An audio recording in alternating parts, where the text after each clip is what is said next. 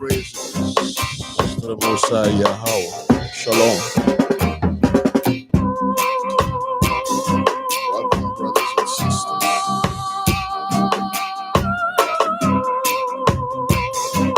Please click the like button.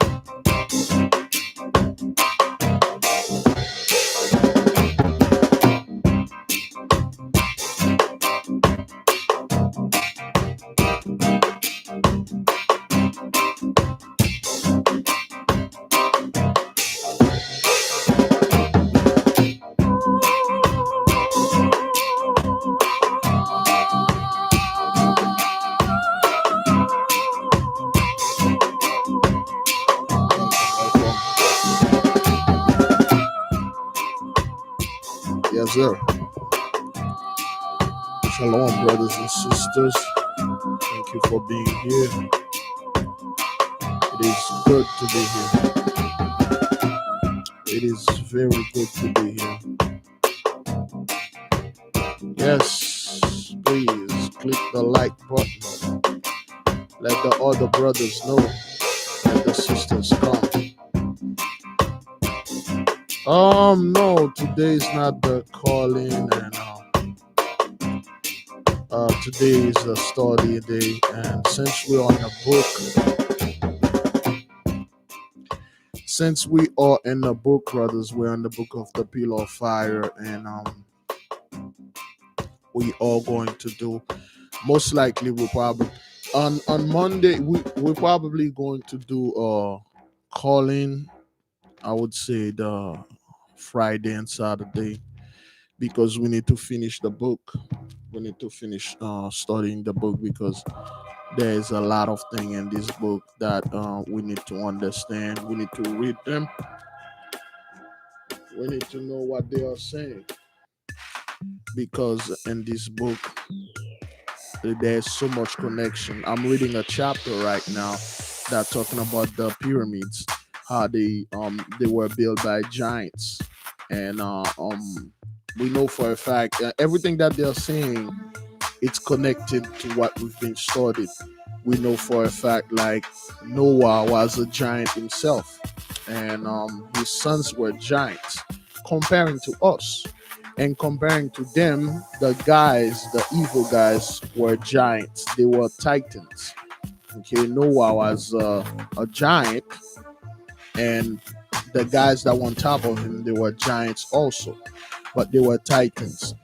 If you're familiar with the Mud Fossil University, you know those titans exist, and they usually be like those guys are miles long, miles height. Okay, they are like giant, like super giant. So in the book, it is said that the three biggest pyramids, they were built by the giants, like the guys that came before the flood. And it explained that after the flood, in the book it says the gods cursed men, that cursed men, it shortened their life to 100 years, and also they shortened the statues. Yeah, and also that dragon in Africa, which showed you the earth is a hell of a lot bigger. We have way more land. The Most High confined us in this specific place, but there is way more land. There is places that we are not allowed to go. The place that they keep Adam and Eve, Oh, the mic is muffled. Okay, yeah, because of the music. So, I have a very cheap setup. So, um, it's a very cheap setup. So, you cannot have two or three things play at the same time. You can only have one thing play. So, yeah, we do our best. So, yes, in this book it explains a bunch of things, brothers. And then again, it's just no, the music caused the mic to act like this. But so far everything is good. Um no, no, no. It's not this. The vaccine mandatory. Again, we're not worried about this. Those people been talking about making vaccine mandatory ever since vaccine came out.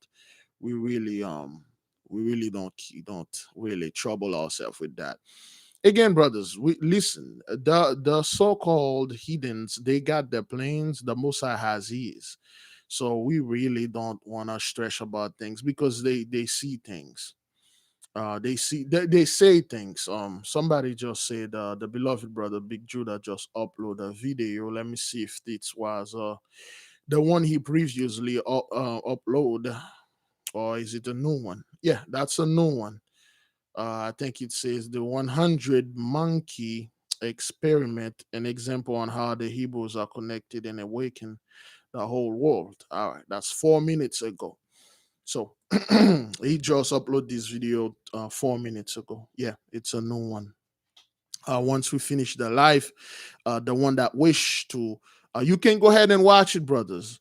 You can go ahead and leave this live and watch it if you wish. Okay, this is not everything that we do is not mandatory, but we will watch it once we finish this live. Once we finish the lesson.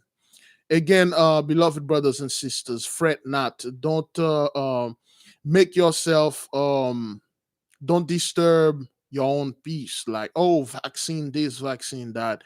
We are not afraid of this. We're not. This is not something. Oh, they're gonna make vaccine mandatory. So what? Like, okay, well, what's up? That's we really don't care. So yeah, think things happen, man. Yeah, well, things happen, brothers. Listen, that's why I keep telling the people you cannot spend too much time on the internet or on the news. It will affect your health. It will affect your health. The other day I went to the doctor and surprisingly my blood pressure was well somewhat normal for a guy my age and my weight. My blood pressure was 135 over 74, and it used to be 145, 155 over. It used to be extremely high, but ever since I was at peace and I drink water only and sometimes some tea, and most of the time water. Talking about this, I don't have any water here. How did this happen? Did I told my daughter to get me some? Oh no, I gotta go get some water. Oh boy, I'm gonna have to yell at those kids. So, and your blood pressure go by your height, your weight, your age, and your race. So everybody's not. Some people they have normal blood. It is said 125. It is considering normal, but mine come back to 135. And last time, I think like couple months ago when I checked, it was 127, I believe, 127. So, but when I went to the doctor, it's 135 because, brothers, sometime we have to understand not only food or things affected your health. Most of the time, most of the time, I would say all of the time, it's a spiritual thing.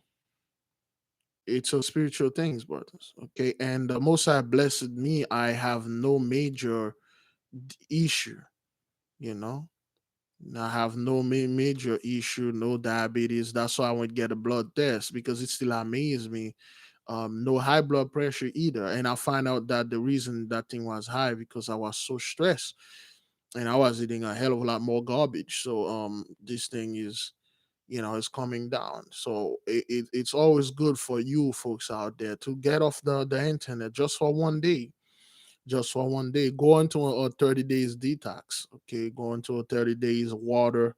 You can eat whatever you want, but just drink water. Flush things out. Flush things out. Stress can kill you, man. And you see a lot of people, stress are killing them. Okay. So remember that guy, that kid, or that fellow. I'm not quite sure if you're aware of that. There was an incident that happened in FedEx. A 19-year-old fellow went over there and he started killing everybody. He killed another 8 people. Okay, he dropped 8 people, just like that fellow that went in that massage parlor and dropped 8 people, and then he went in and dropped 8 people. So it is said he was, well, those people always say this. He was under a lot of stress after he got fired, and he wanted to committed suicide by a cop. Somehow he ended up committed suicide. Brothers, we all veteran when it comes to stress, depression, and all bad disease. We have all of that. We've been having those things for over 400 years. So, oh, let me see. Let me see. I don't want those to be. Hmm. Oh, we don't want hmm. Since I put that thing at the door. Oh, that kid, man. Whatever. So we've been having a lot of stress, brothers. Sometimes they are unnecessary stress, and they are stress that we've been programmed to have. Okay, when you're watching the news and people say, "Oh, government gonna take your gun," people, oh my god, I'm stressed over that. Oh, they shoot another black man, I'm stressed about that. Famine, they made us so emotional, especially our people. They made us attached to every single other race than ours, and even the Most High. Something is happening in China, kids are dying of famine, our people are stressing over that because they use your traumatized way, they use your PTSD and turn it against you. And our people think we are healthy people. We're not. Back to what we were. We're not a healthy people because we've been traumatized, brutalized. So it will take a while, brother. And we can't do this on our own. Okay, a lot of fear, brothers, a lot of fear in this thing. Every time you turn on the TV or even the internet, you're watching some guy. I was watching a dude, he got hit by a car, was crossing the street in Little Havana over there in Florida. It's somebody got hit, and then he lost one of his leg. That's how fast the car was going.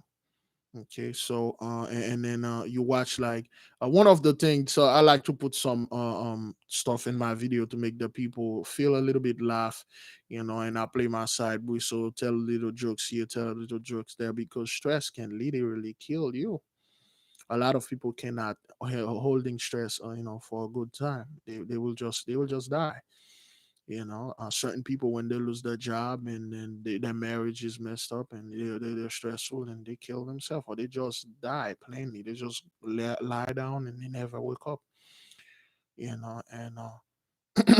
yes, it's just like especially the gender war and then what they do. And I see guys going after women, women going after guys. I really don't care about that. I really don't care about, oh, I'm better, I got a better job and stuff like that and stuff. I understand what it is. I understand there's a curse in the midst of our people. I don't intend to argument with anybody. And brothers, and there's a video that they just upload to one of those news station in Florida. A simple argument, brothers.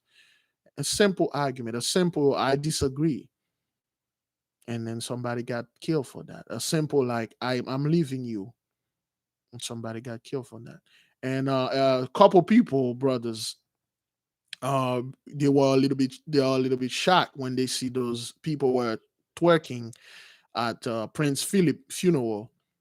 by the boat in Australia. So it's just the Most High mocking those people. That's the Most High sense of humor. So sometimes the Most High let us see things like that, and then he just mock people. So the Most High mocked them, and you said those women were twerking in front of that boat, and then all the generals were there watching. They didn't take that too kind. The whole nation were like, scumbags like that. They're like, oh hell yeah. And people think like, oh, Prince, oh wow, Prince Philip, oh, they did this for Prince Philip. Those people are into weird stuff. They are what make you know that the Prince Philip was the one who orchestrated all those things? They are into weird stuff, brothers. That 99-year-old old man, he died. You got like a bunch of people, twerking at that, like in front of all those generals. They dance, and people were shocked. They're, oh my god, I didn't know this and stuff like that.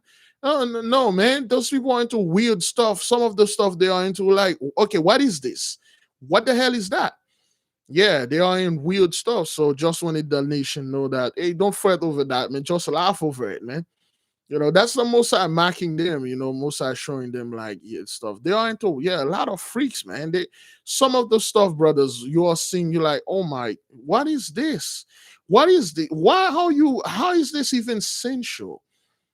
How you just sit there and then you feel some type of connection with this. This is disgusting, but that's what they are. That's what they saw.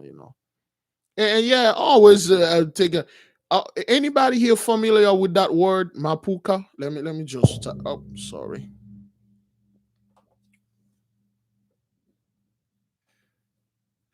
Anybody familiar with this word? Anybody familiar with that word that I just typed called mapuka? Okay. Anybody understand this word? I'm pretty sure I got some of the quote unquote brothers from Africa right now that could tell us mapuka. What is mapuka?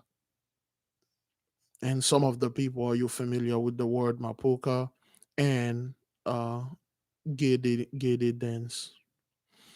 Okay, nobody's familiar with that word mapuka. All right, I got 3 more minutes. I can go in this.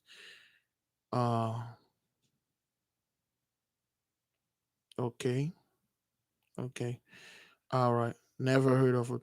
Okay, mapuka. All right, mapuka, brothers. Mapuka is a form of music, ancient African. That's like the grandmother of all twerking.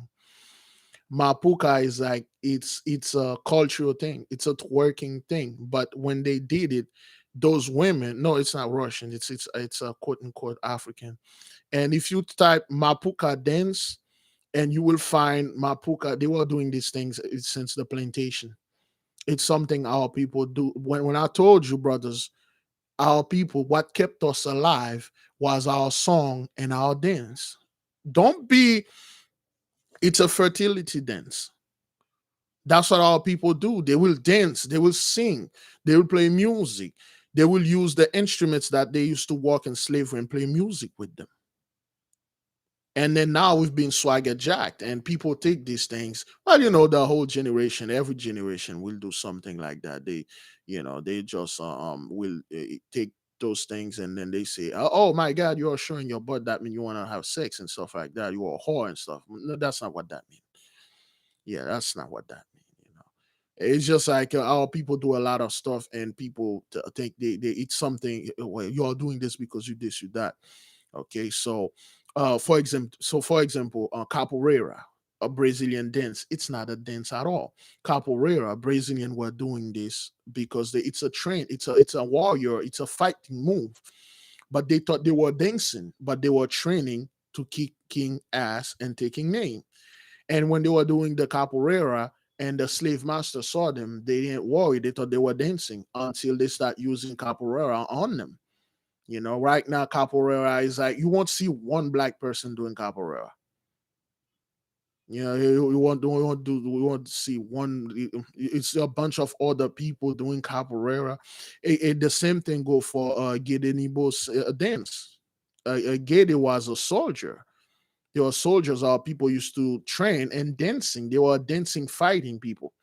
Can you imagine being robbed by a bunch of belly dancers, a bunch of Hawaiian belly dancers break into a bank and start robbing people and kicking people's ass while they are dancing?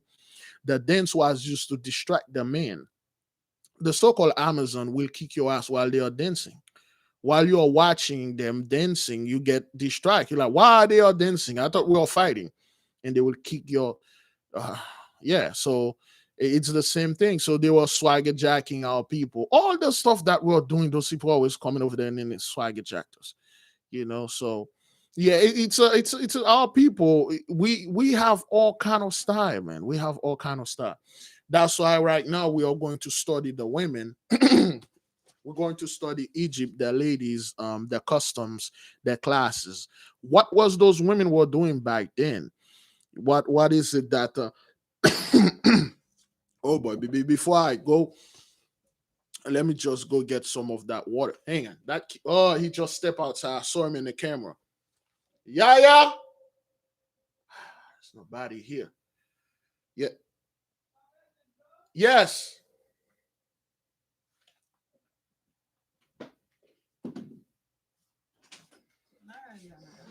Yeah.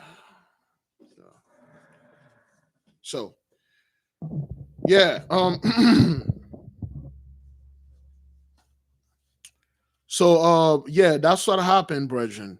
The women, our people, a lot of the things that keep us alive is our music, our dance, our sense of humor. All of those things are connected to the Most High. Now, beloved brothers, we are going to study letter 12. This is, oh boy, I'm in letter 18, 15, 16. Which one am I? Thank you, man. All right, disconnected.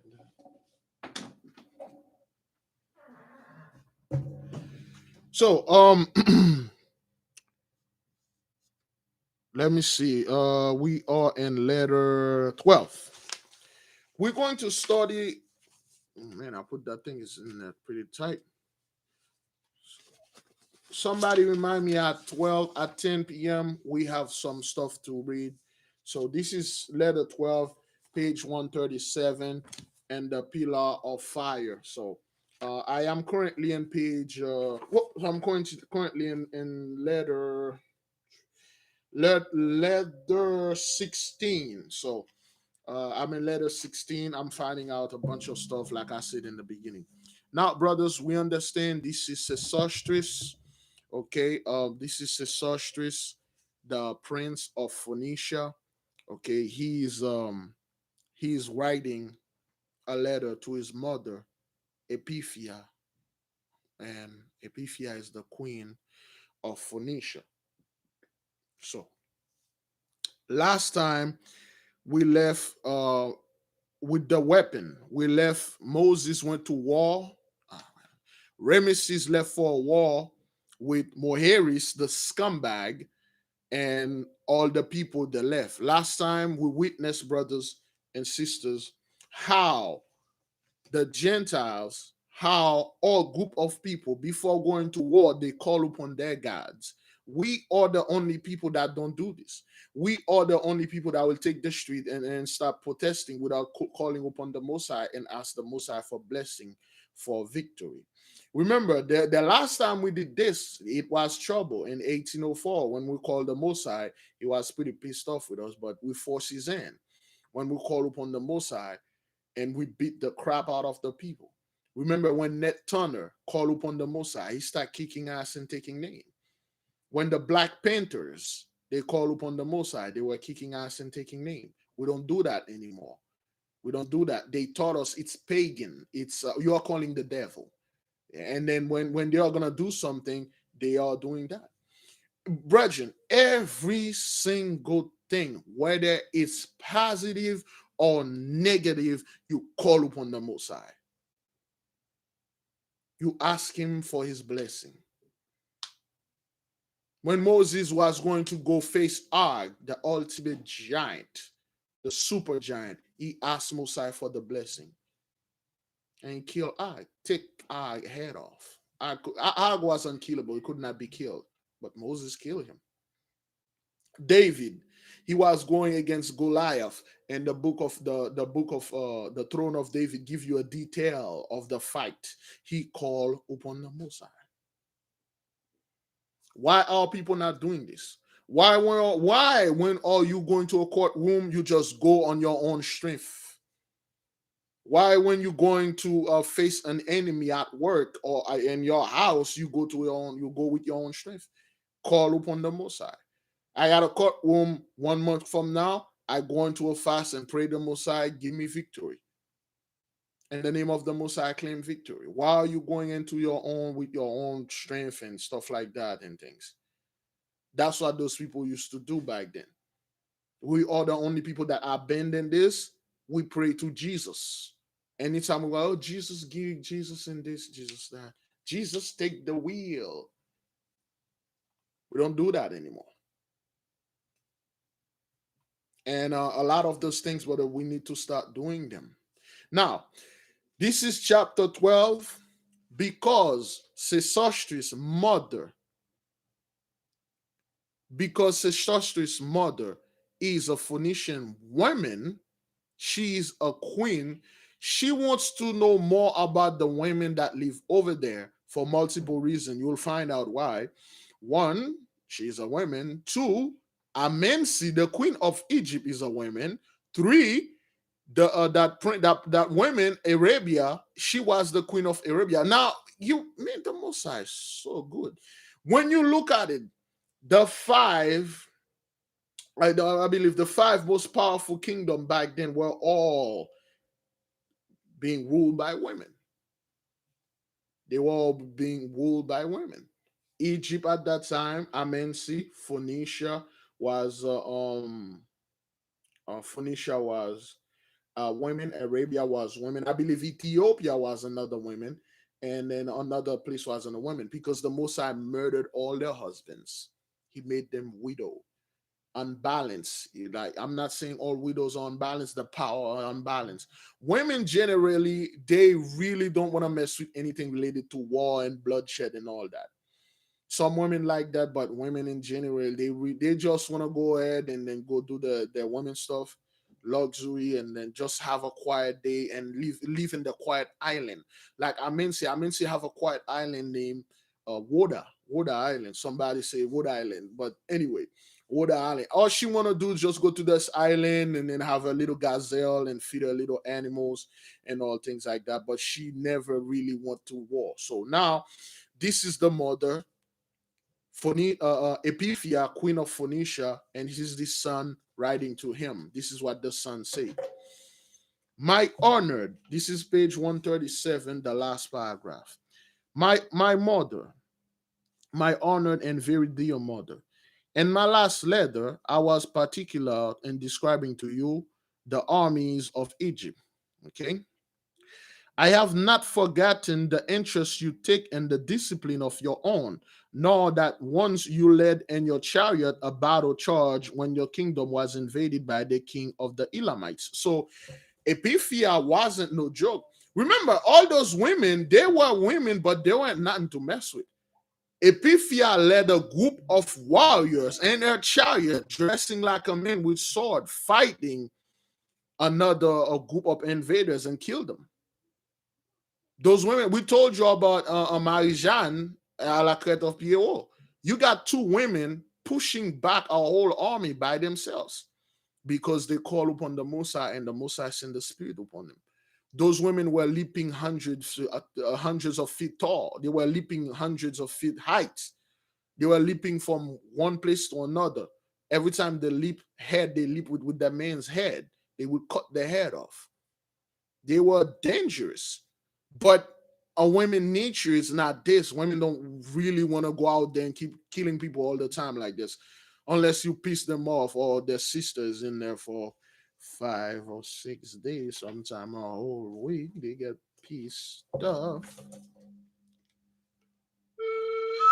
Yeah, but generally, women are not into things like that. So, in Egypt, which is truly a warlike country, one cannot but be inspired by the military spirit. Not only not only is she the school to all world of astronomy, sculpture, physics, astrology, and magic, but also of arms. All right.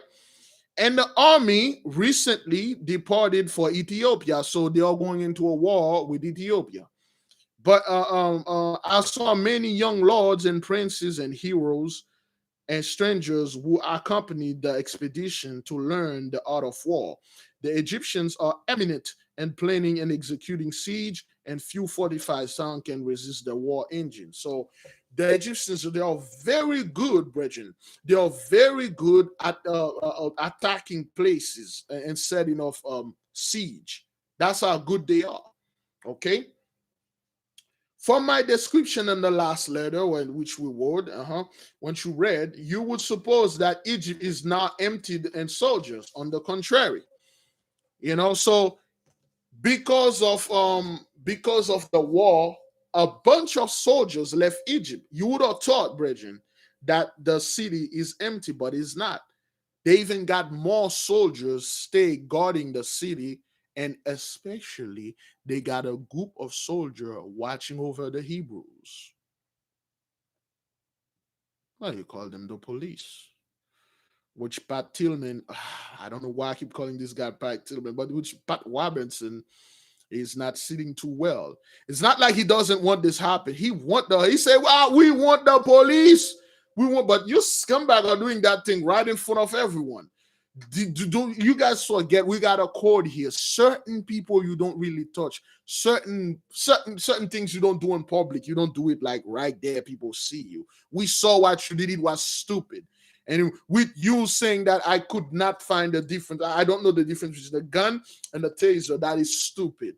You shouldn't do this. Everybody was watching you. He shouldn't say this, brothers. Brothers, he should have said, yes, she made a mistake. Everybody could make that mistake. And her heart was racing, plus she's a woman and stuff like that. No, he stands there and said, no, how stupid can you be? He called them clowns because they really start to get pissed off about what's going on here. The Most High is forcing their hands. Yeah, asking for training and all that. Man. Now, in the meanwhile, my dear mother, I will devote my letters to daily scene around me. The queen's health is now firmly established, and she's extended to me the kindness, and I may say affection which she would have to a son. But I am conscious that I am so honored as the friend of her absent son, who are parting from me a stadium from above Memphis. So now, because Sesostris is there, Amensi, Moses' Egyptian mother, Moses, Ramesses, left for war. And as a mother, your son left for war. She was sick. She's back to health. Now she look upon Sesostris as a son. She look upon Sesostris as in a crutch, something to lean on, as a cane. She been treating Sesostris with a lot more respect, love, and affection, and gives Sesostris a whole palace to stay. And she treats Sesostris as she treat Ramesses. So, and Ramesses, Sesostris had a promise from aka Ramesses, which we know as Moses. When Moses was about to go to war, he looked to Sesostris and he said, my Sesostris, be near my mother, and in the pleasure of your society, let her regrets at my absence find compensation when you have seen all of Lower Egypt. Come to the Thebaid and go with me and my army into Ethiopia. I promised that I would follow him and by, but now I am engaged in seeing the wonders of Memphis and those marvels of ages. So Ramesses, aka Moses, so to speak, we're not 100% sure, it haven't been confirmed. So Ramesses said, watch my mother for me, because brothers, to tell you the truth, a lot of mothers die like this. When their husband die, they don't have anybody. They only have their son, and then their son go to war, and they don't know what's going on. They will die because the suspense, the stress, the waiting for that good news. If you don't have something to take your mind off of it, you will die. That is why, remember when David sent Uzzah to the wall, he was walking on the top of the castle impatiently, waiting for news. Anybody that David saw watching, he would have called him and stopped there. Hey, what the hell are you doing here? Did you hear anything about the war? And like, what war, my lord? He said, that war just my son Absalom started by insulting that freaking king. Did you hear anything? And then he said, no, David would have gone on and keep stopping people and ask them, do you hear anything about the war? What happened? What happened? Because he was so anxious to know the news. He was stressed about it. And then that's why David went in and did what it was. He was so stressed. He was looking for something to take his mind off the stress. And he saw Bathsheba in her pool taking a bath. And then he said, there you go. This is what's going to take my stress away. All right. You know the rest of the story. Now, because of stress, brother, Ramesses told Sesostris to keep an eye on his mother because he's not here. So the mother saw Sesostris as a son, and then she started to treat him well. Now, oops, there we go. Now, Sesostris is walking around in the city of Memphis. And then in the letter, the mother is requiring him to tell him more about the women that live there, what they do, what's going on, how those women live, what are their duties, the customs, what are they doing. And this is what he said. Well, when he got to the city, again, brothers, this is very important. The atmosphere of, this is page 139, the atmosphere of Egypt is so crystalline that light lends to its peculiar glow. As I look eastward, the skies had the appearance of sapphire blended with dust of gold, and formed they as yet invisible sun, a gorgeous fan of a radiant beam of a pale orange color spread itself over the sky of the zenith. Not a cloud was visible, nor indeed I have seen one since I ever been in Egypt. That means Egypt, our land, was always, the sky is always blue and always clear. Again, we say, brothers, there's a reason why they keep having those airplanes spraying that garbage in there, because you yourself, you can connect to nature just like that. That's why they always have to always disrupt you from nature. Stay inside, watch TV, be on your phone, watch TV. Don't go out there, don't walk, keep staying inside. He said he saw that ever since he been in Egypt, he never saw one cloud. Only when you saw cloud when it's about to rain. You're not supposed to saw cloud. Cloud is a very bad omen. It's a very bad omen. So most of the cloud that you see now, they like garbage they spray in the air. That's why they got those corn air things or spraying things, because they don't want you to make that connection. Once you start seeing the sky, you start seeing the true nature, and you will get curious, and then nature will start talking back to you, and you will communicate, and you will make a connection. There you go. You make a connection to the Most High. You can draw power. A lot of things they tell you that were witchcraft. A lot of things they told you that was like stuff. You will be able to do this.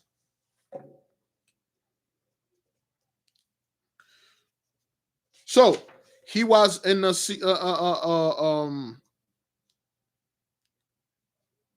he was let me see. All right.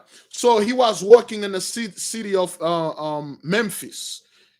Some say it's Memphis, Tennessee. We don't know. But hey, I'm glad it's Memphis, Tennessee. Is it Memphis, Mississippi or Tennessee? I'm not quite sure which one it is. As I regarded with delight with the sublime sunrise, there came borne to my ears from the direction of the temple of Osiris and Memphis the sounds of music. So every sunrise they will play music. Walking walking round the terrace to that side, I heard the voice of 1,000 priests chanting the morning hymn to the God of light, the dazzling eyes of Osiris. I recall that this was the day of the celebration of the revival of resurrection of Osiris, one of the most important days of the sacred calendar. So that was a holiday from them. He was working and hearing music, and he said, "The whole city seems to be in motion. Boats garlanded with flowers and filled with gaily attired people. Again, not perverted, but beautifully and colorful people walking around. Nothing homosexual about it. Where crossing to the city and temple, and at every point, music from 100 instruments filled the air, which seemed to vibrate with joy and delight. Christmas. That was the Christmas. That was the Christmas Eve. The sun is going down, people playing music, the whole city is moving. A lot of people are dressing brothers. Back then, everything was bright colors because people always want to dress brightly. So when you dress all dark and gloomy, you bring down the mood. People were gaily back then, which means like joyful. They were all over, brightly walking around and stuff like that. So he was walking around and see the people in the city and things like that. The music from 100 instruments are playing. The city was alive, beautiful. There was a festival going on. The city of Apis had one of its gala apparel, and all of the world was aboard, welcome the sun rising and joining the procession. Ramesses joined me while I was watching the scene and listening to the grand wave of harmony and the roll away from the temple and sounded along the air in majestic volume of sounds. I see you are interested, my sisterstress, in the in living and the in living scene. It is the day of rejoicing of the worship of Osiris. So Ramesses, before going to the war, and then that's the day. That's like a holiday for them. They were brothers. There are so many flowers. There's just so much things about flowers here. Let me double check something. Uh, Oops. All right, yeah. There are so many things about flowers they used to do. And then we know back in that desert they have over there in the third part, flowers don't grow there, man.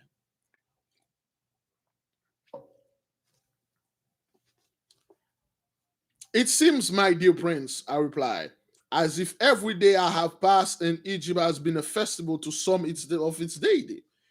Just like here.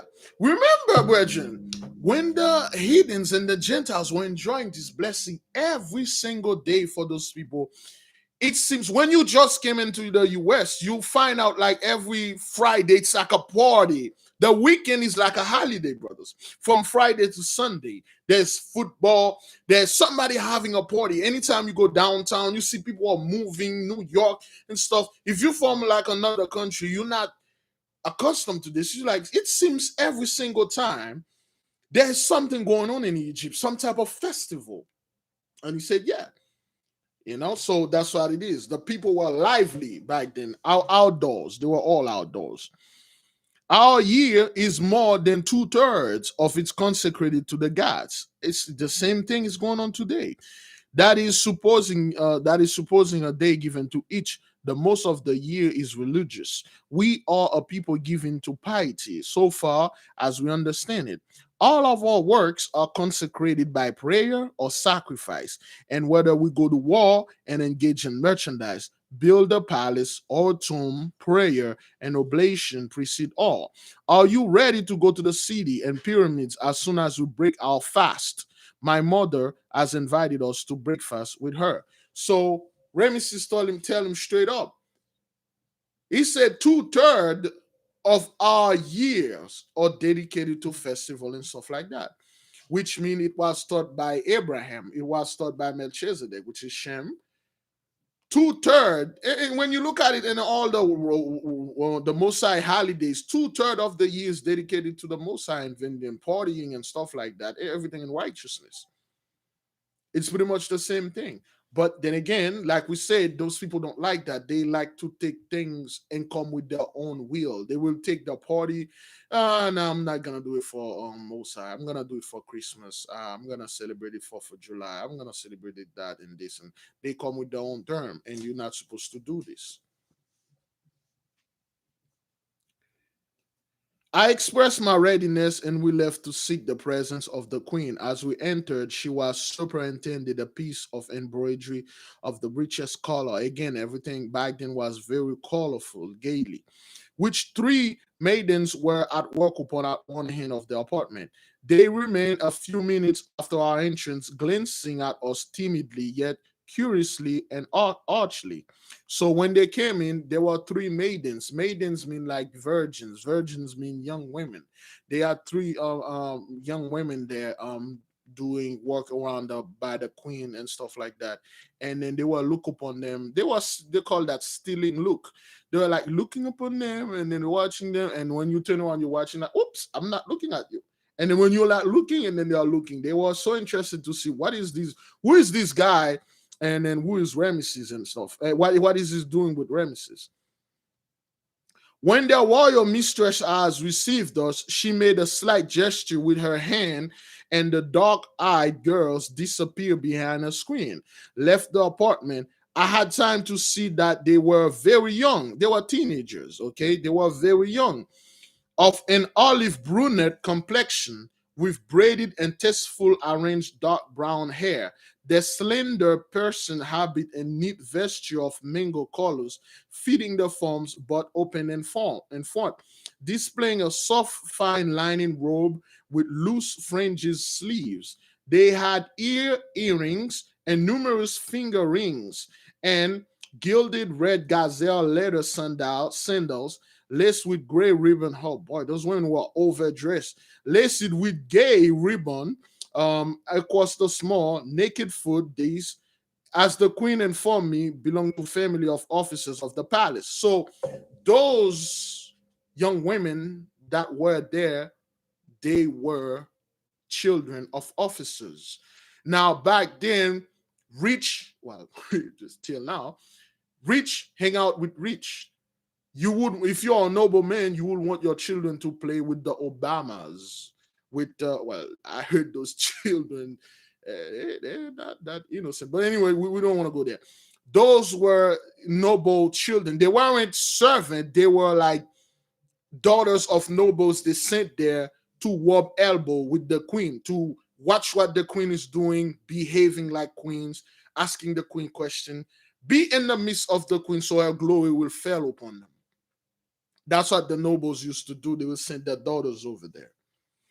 One of them, the tallest and who was the most striking in her appearance, had eyes of wonderful beauty, the effects of the expression of which was dependent by painting the lids with a delicate shade of coral. So women back then used to wear massive makeup. Like they used to go their eyelids really long, and then they would put like color in them. So when they're gazing at men, there's something like that. That's I should have my wife do this because I'm very confused. But anyway, so she was the daughter of the royal scribe Venefius, and her own name is Venefi or Vinifi. And here, my dear mother, since you asked me in your last letter why I'm so silent upon the subject of Egyptian ladies. Now, why would the mother keep asking his son, okay, you are in a new country. I'm pretty sure there are plenty beautiful other women there. Why are you not taking one? Why is it? Oh, you never told me about the women. You keep telling me about men killing each other, a bunch of armies and stuff. So what about those women? Have you find something good over there? What is it, my son? Are you bringing mama something home, like when children and stuff? I don't care. You can marry them and stuff. So he said, there you go, mother. And their last letter, why I'm so silent upon the subject of Egyptian ladies, okay? I will devote a little space to them, but you know that my heart so wholly belongs to the lovely princess Tamunda, the daughter of the prince of Chaldea, that is entirely insensible to any expression which is the highborn Egyptian maids might otherwise make upon it. So now you got the feeling that the mother did not like Tamunda, the princess of the Chaldean prince, of the princess of the Chaldean king. She doesn't like she know, for he say, mother, as you know, my whole heart is dedicated to Tamunda, but you all keep asking me why I don't tell you about the women as if I'm not interested, because I'm not. This is a polite way to tell your mom, I know you hate her. I know you like Tamunda. And yeah, there are beautiful women there too, but you know, mom, I'm with her. So the mothers are pushing him. Get a woman there. Don't be getting one of those damn Chaldeans over there. I hate that woman. I hate your fiance. So the mother, he pushing him too much, and he said like, oh well, mom, there are women there, but Tamunda is like, Tamunda is my life. Wait a minute, there's a song like this somewhere around. I don't remember. I will, however, learn more of them by seeking their society, my dear mother, and henceforth will give them all their ancient attention they merit in this letter. So he's going to tell the mom everything about the ladies over there, what they were doing, what their role and stuff like that. And this is what he said. I have seen many ladies of great elegance and ease of manner. The court of Egypt is composed of an immense number of nobles and high officers whose palaces crown the cities of On or On and Memphis, and whose tasteful garden environment villas extended far beyond their limits.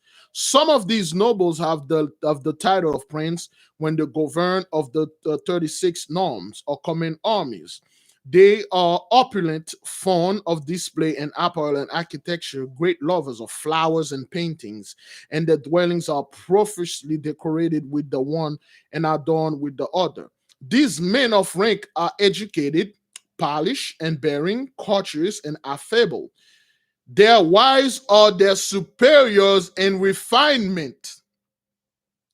Their wives are their superiors in refinement, being daughters of men of the same rank and social distinction. So he said, Mom, the court of Egypt is loaded of all those women and high, Negroes, the head Negro in church. Everywhere you turn in the court of Egypt, I'm the head Negro in church. Yeah, I'm the head Negro. So you got like a bunch of men, pompous Negroes walking around, and you got the women. But when it comes to refinement, women are the superiors. Women are a hell of a lot more back then, dressed nicer and be nicer to people. And they were, brothers, this is no difference than now. I'm going to the wall, white shirt, blue pants, sandals. I just go ahead and get whatever the hell I want to get in there, and I get out.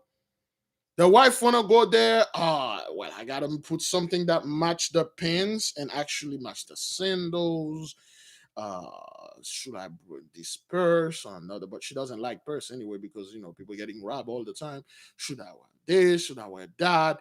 It's all really, it's something that women does. They really like to dress nicely because just in case they met that other women they went to high school with that always put awful comments about their clothes so they can rub it in her face. So now those women were superior and refinement. They were dressing a lot nicer and they were more amiable. They were more like you would like them more than men, which is what you would like women.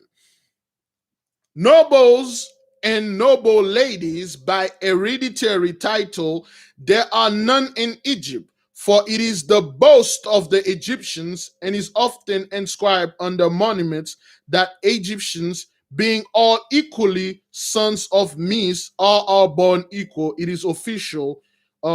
It is an official elevation and possession of court as the reward of talent or service which create noble rank. Let me read this again. Nobles and noble ladies by hereditary title, there are none in Egypt. So the ladies, there are none by hereditary. That means like you were born of a rich family, if I'm not mistaken. Please define the word hereditary or hereditary. Hereditary.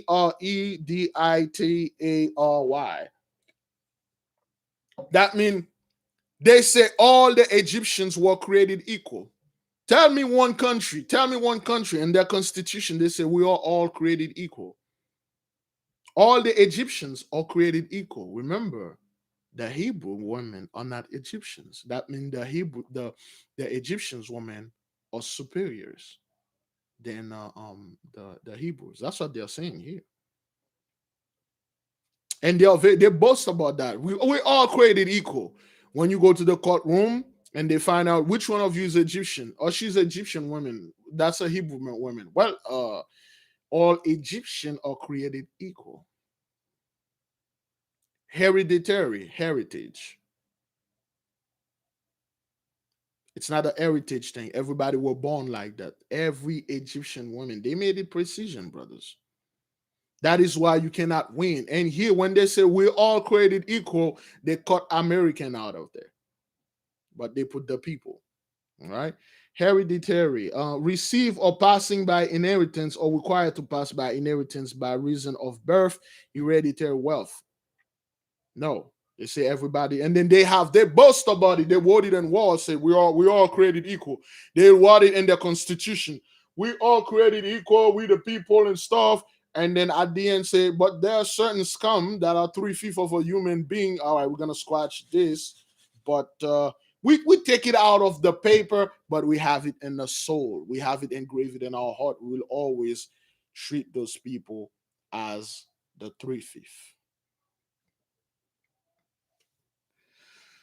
Yet there are families here who speak with pride of the glory of fame of ancestors. And I know a young Egyptian nobles whose forefathers were lords in the courts of the old pharaoh of the 15 and 16 dynasty. I have already alluded to the brave young officer of the chariot of battalion Potipharis, whose ancestor or lord of the court of Apophis purchase of Joseph. He said those people, they like to brag about how great Egypt is. Egypt is the best land of the entire world. I'm proud to be an Egyptian. I'm an Egyptian patriot. Did you know, like my forefathers, Potiphas was the one who purchased Joseph, the Hebrew man. He was the one who made Egypt in the 15 and 16 dynasty, with made Egypt like this and stuff. They like to brag about this. My great grandfather was Abraham Lincoln's best friend. He was the one who gave Abraham Lincoln the idea of freeing the slave. My father, as a white man, did walk with Martin Luther King. That's how they do it, to boast and rub it on other people's face. Like, I'm white, but I'm kind of like a better white than you. My dad actually shook the hand of Dr. King. Actually, my dad sold Malcolm X some of guns and bullets. So he was the owner of that place. So Malcolm X bought the gun here. So yeah, I'm part of that revolution too. Yeah, that glory, I'm part of it. My father or my grandmother did stuff with Ned Turner. Zaza. So the Idumeans, the youthful Hebrew, because the guys were stealing for the Idumean, and then they sold Joseph, who subsequently ruled Egypt and stuff like that. So the women of Egypt owe their high social rank to the respect shown by the men. Precedence everywhere. The fact that Egypt is ruled by a queen is testimony that women is honored here by the laws of the realm, as well by the custom of the people, or she would not have succeeded to the throne. That is proof. It shows you that Abraham, well, before Melchizedek, we say Abraham was the one who ruled Egypt before they called it Egypt. He said the women of Egypt owed their high social rank to respect shown by men, because women back then were highly respected. Why? Because women show more respect. When somebody show you respect them.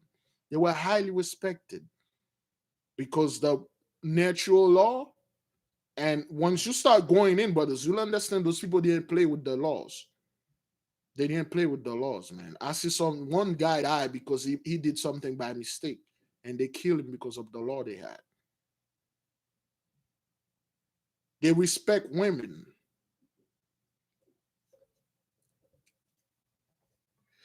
It is not mere influence derived from the personal attraction that women possess here, but their claim to honor and respect are acknowledged by law in private as well in public.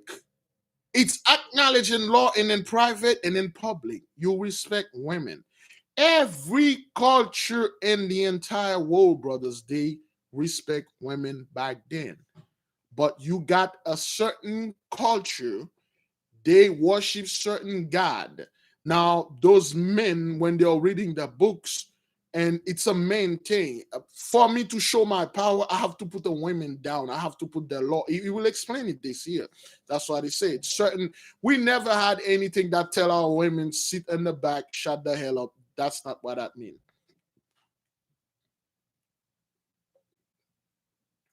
You got loud women. The Bible talk about this. It told those women are crazy.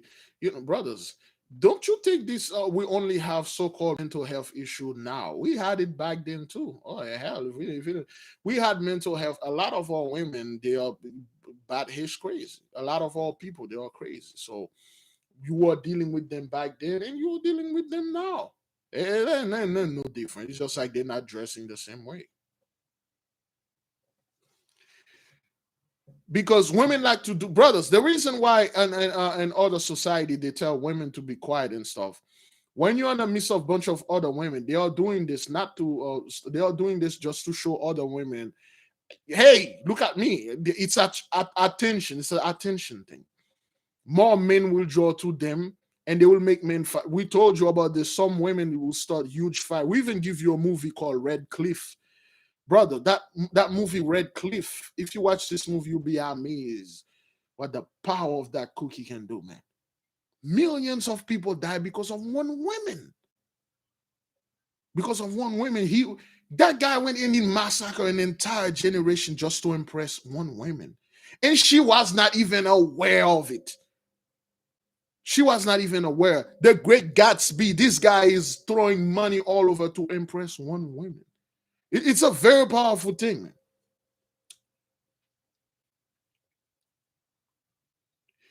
When I was remarking upon the universal difference paid to the sex, we know unless women are treated with respect and made to exercise an influence over the social state, that the standard of private virtue of the public opinion will soon be lowered and the manners and morals of men will suffer.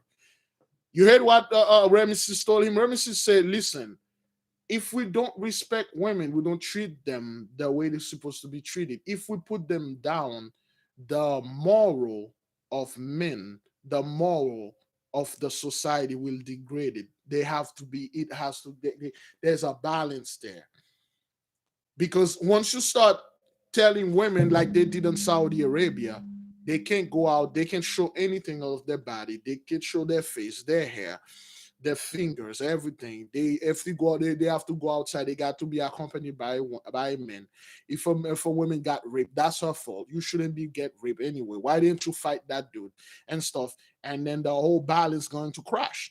A lot of men will take advantage in that. Like we told you in the previous video, there's a group of people in India. They call them the untouchables. Those people are dark skinned, quote unquote, Indian. The women are being beat and raped all the time. When you were raped in India, those are the women that are being raped. those are the women that the guys know there's a law over there, an unspeakable law that say you can do whatever you want to those people. Nobody gonna say anything. When you got law like that that put women in certain places, the men become immoral. They will not go ahead and talk to these women and be cautious because they know they can take whatever they want. Now those men become immoral. They will just go ahead over there and grab one woman. This one cannot say anything because this is her word against yours, and she already won. Okay, so they will do things and stuff like that. That's what Ramesses was saying. Now, Sesostris told the mother, how differently situated is women with us. Respected she's undoubtedly is, but instead of the liberty she enjoys here, behold, her confinement to certain apartment, not permitted to go abroad, unveiled, and leading life of indolent repose. So he told the mother, our Phoenician women, they are respected, no doubt, but they are not allowed to leave the country unveiled. By their face, they have to veil. That's how we told our people. The Mosai didn't put those Haitian in our book. Our women is not supposed to be dressing head to toe. You don't know if they, well, what is this? Is that a men or women under this dress? Well, I'm gonna take your chances. I'm gonna take my chances. Don't you know in other countries you're not allowed to see that woman face until the day of the wedding? Well, you know, the wedding, the day of the, you know, pouring honey all over that moon. I don't know how people put honey in the moon or things like that. You're not allowed to see that woman face until she start breathing the oven. And then when you realize that, oh, good God, I made a horrible mistake. What the hell?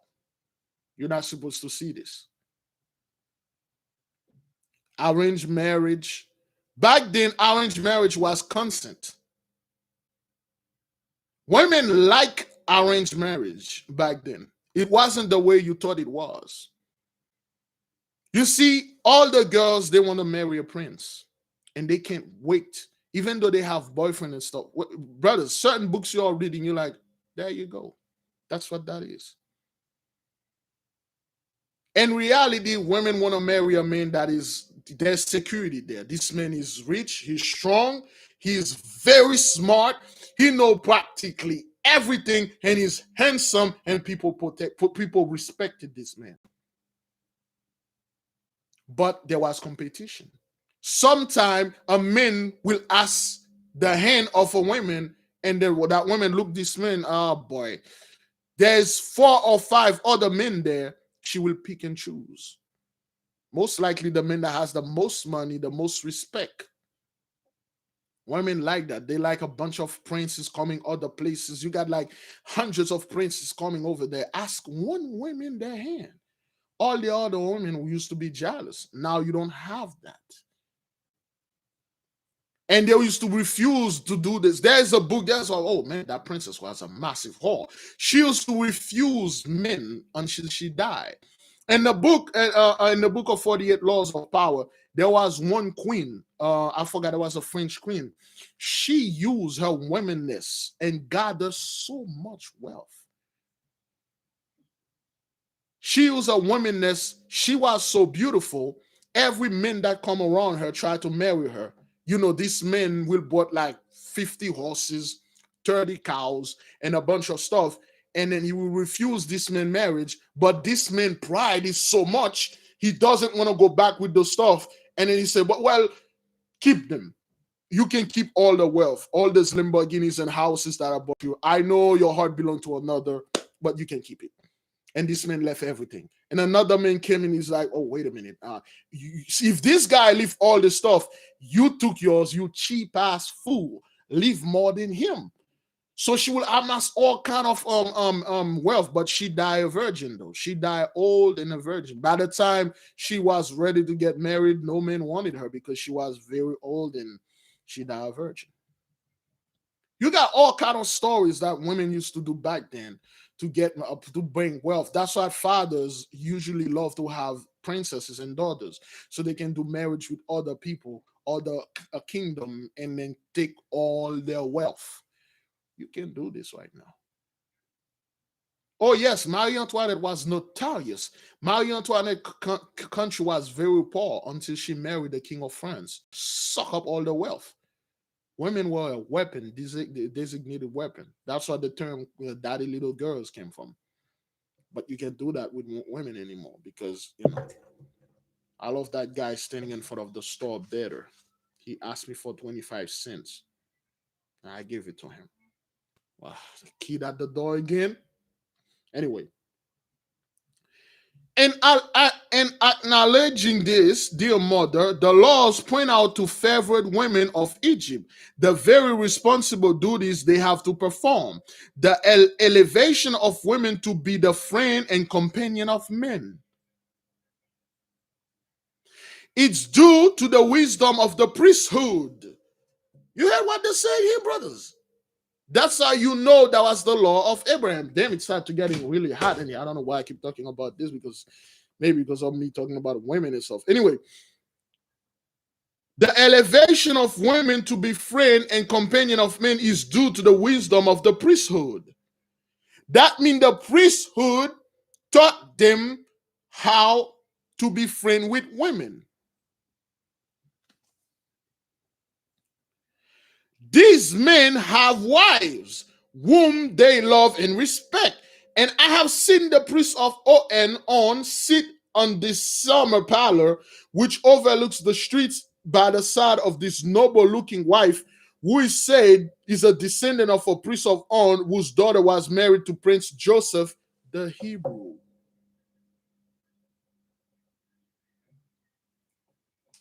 He said the priests have wives. That's why the Mosai allowed the Levite priests to have wives. Brothers, it's amazing me. I'm just sitting here as a bunch of priests in the Catholic Church. They don't have wives because they want to be pure in the sight of the Lord.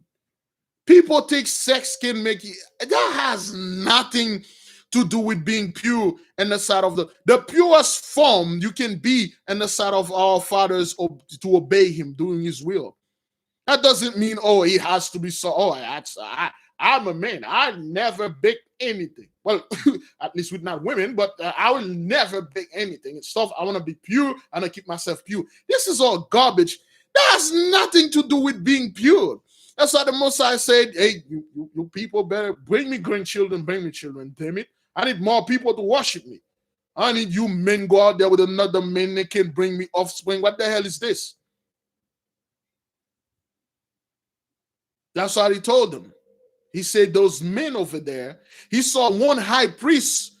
He said the wife of that high priest is so beautiful. It is said the daughter is a straight descendant from the wife that married Joseph, on whose daughter was married to Prince Joseph the Hebrew. So that woman was a Shemite or Shemites.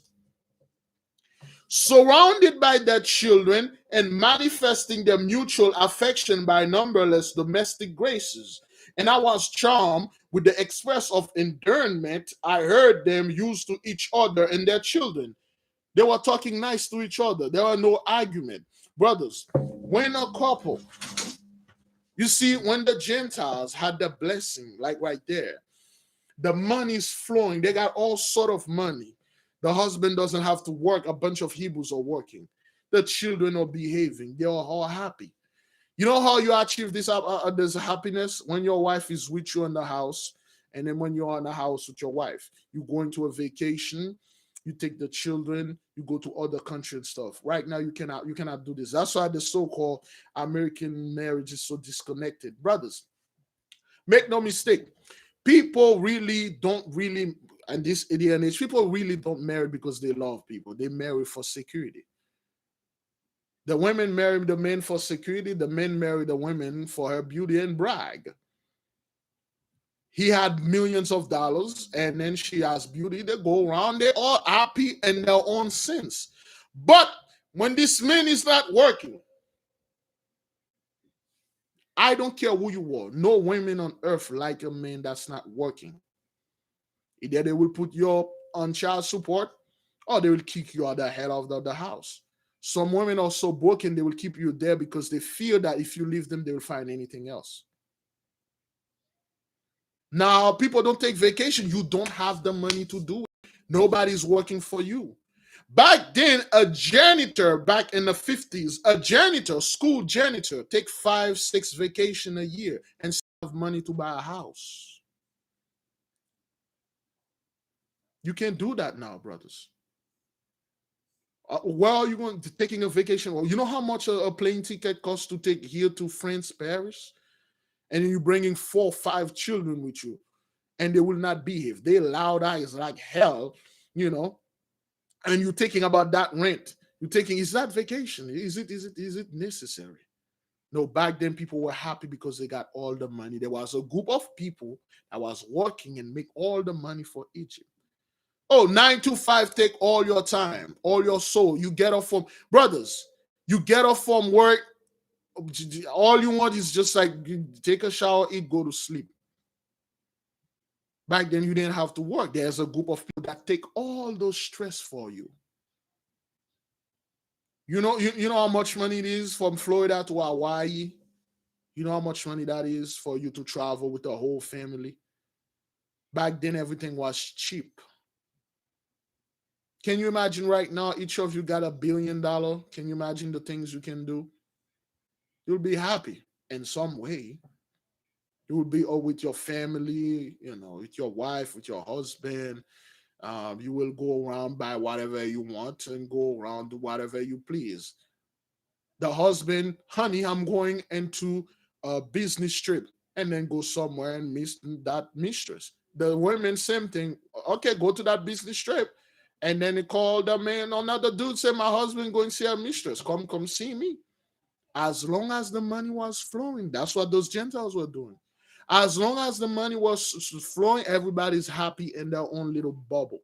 But when you burst his bubble, he bursts her bubble, there's a problem here. The rent is not paying. I'm not wearing beautiful clothes.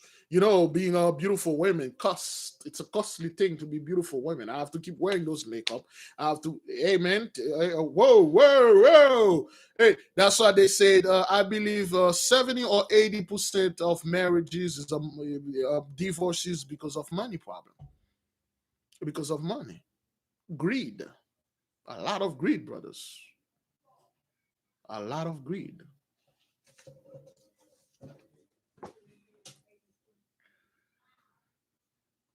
What a contrast all this to the priest of Tyre, who regards celibacy as the high act of celibacy. He said the priest of Tyre, they regarded celibacy as the higher act of piety that has nothing to do with, brothers, let me tell this again for the Christian that are watching. Being pure doesn't mean not having sex. Being pure doesn't mean you keep your virginity until death. That's not what that means. Being a pious person, a person that respects God, that doesn't mean, oh, this thing is dirty, I'm not going to do it. I'm going to keep myself pure for the Lord. That has nothing to do with, what the hell is this? Okay, so you are a virgin. You choose celibacy, yet you're a massive warmonger when it comes to spiritually speaking, of course. You're worshiping all kind of God.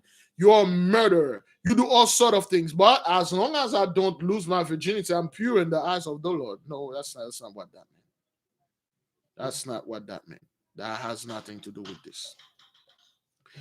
The hand of your sex, my dear mother, is apparent in all the household arrangements and the furniture and style of the dwellings. And her contract of marriage, listen to this. Listen, brothers. Listen to this. When you have to marry back then, a contract has to be what? Both people has to write the contract. The husband will write what he need in the contract. The wife will write what he need in the contract. You could not get married by mouth. Oh, baby, a vow. You could stand in there, take a verbal vow. Oh, I will love you till the end and stuff like that. No, sir. There's a contract has to be drawn here. Lawyers here, everybody's here. People are watching, and then you what do you want in this contract? And she what she want in the contract. Well, not really, not prenuptial though. Prenuptial is strictly about money. Hey, Hish, don't talk my Hish. Well, you don't talk mine. Prenuptial was illegal back then. Once you join soul with somebody, you one soul. Once two souls join together, you one soul. You should have been very careful of that person you were married. That's why we tell people, oh, don't marry this person. Some people, the whole prenuptial things, people want to marry because of that person beauty. Okay, I'm a rich man. I find this beautiful woman. She's a gold digger. I met her in a club. I signed up with him show walking around with my trophy wife. Hey, look at her, I'm ugly as duck, but look at my wife. And then when something happened, you can have any. The same thing go with the women. I'm married to this man. He's a great man and stuff. He's strong and stuff like that. But hey, don't touch my ish. Selfishness. It's all a business. It's all selfishness. In her contract of marriage, it is written that the lady shall have the whole regulation of domestic affair and the management of the house, and that the husband shall in all such matter defer the judgment and wishes of the wife.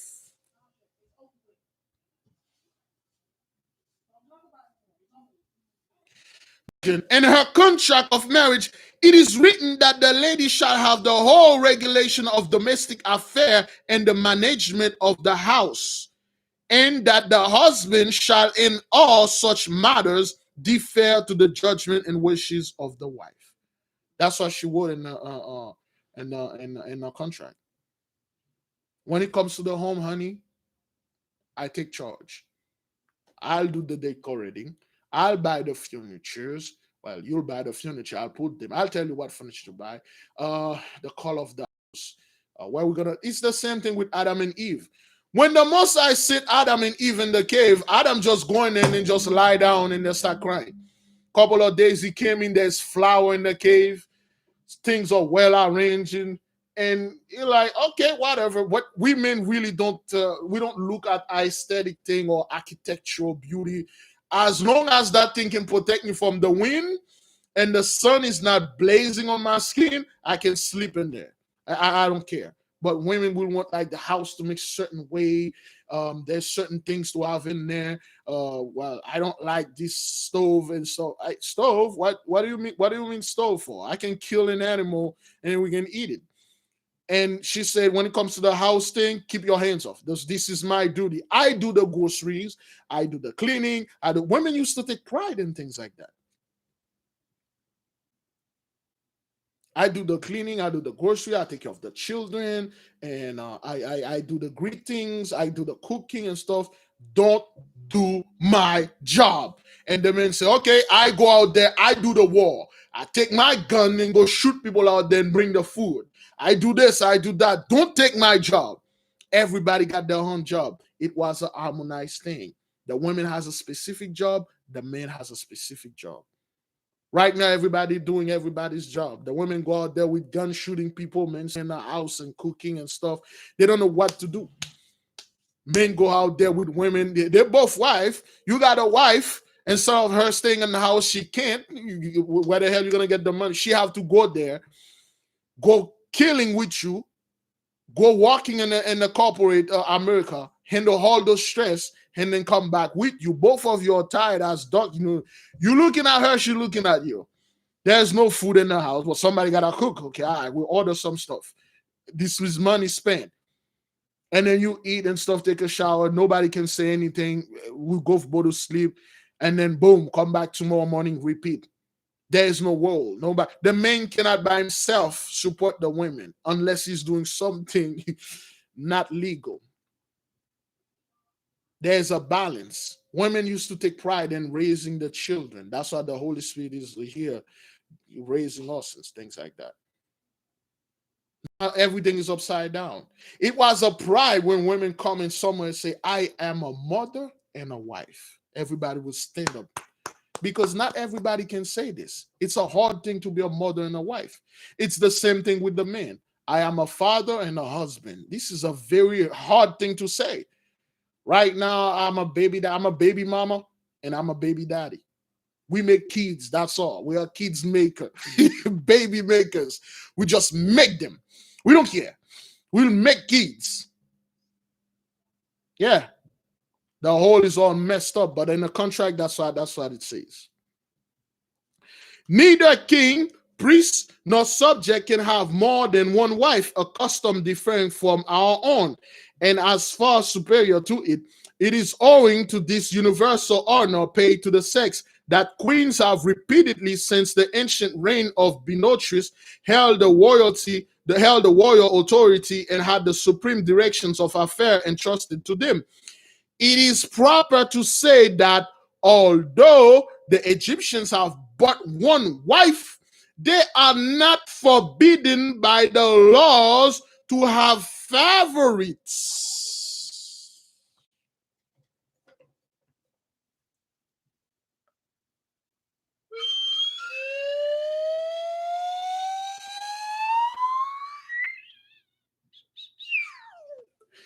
Yes, sir. Although it's the same thing going on today. People are, oh, I'm holier than that. Oh, no, hell no. Although the Egyptians were having one wife, but it wasn't by law that condemned to have favorites. I have a wife, of course.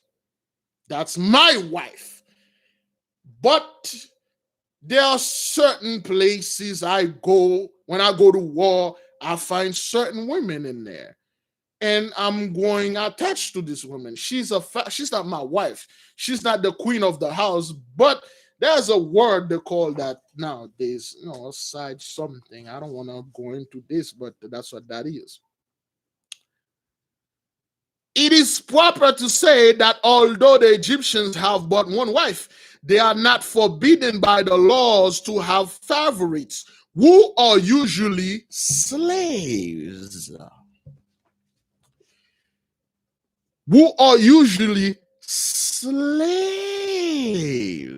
And owe their elevation to talents or beauty. They do not, brothers, this is very important. They do not, however, hold any social relation, and the wife to whom alone is given the title of lady of the house. All praises to the Most High. The lady of the house, there can only be but one queen. The queen of the house. All of you hitches out there, stay back for my husband. Did you know the queen used to have young women coming and then dance with the king, so to speak? The queen used to pay young women to keep the king happy. Because if the king is not happy, he's going to leave the queen. He's going to do things to save their marriage. Brothers, back then it was a whole different deal. But she's still the queen. Nobody cannot overstep the queen. The queen is the one who handle all the thing. You're not the queen. You just that side. You are just that slide whistle. My husband used this once in a while and then put it there. I am his breath. He breathed me all the time. That's what it says here. But usually those are slaves. And we know the slave are women. Even though women were in slavery, brothers, their beauties still beautify, I guess. Yeah, Abraham I had concubines, but they weren't his wife. There's the head queen. The queen is the backbone. Is the one that take care of the house. And there's some of you that when the queen is tired of the king, some of you go ahead and take it, like Hillary Clinton, so to speak. Damn it, Hillary Clinton was the queen, and then all of you secretaries, I don't care who you were, you were nothing but a stress reliever. Yeah, right. Let us move in, brothers.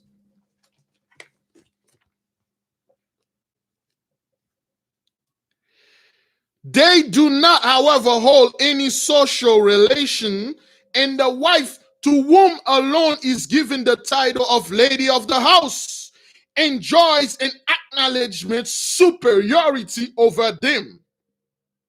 But concubinage, though tolerate, is not regarded with favor and is practiced by few. Why a few practices? Because you really don't want a bunch of women keep telling you, oh, okay, well, yeah, I mean, she's your wife, but I mean, I'm kind of like your wife too.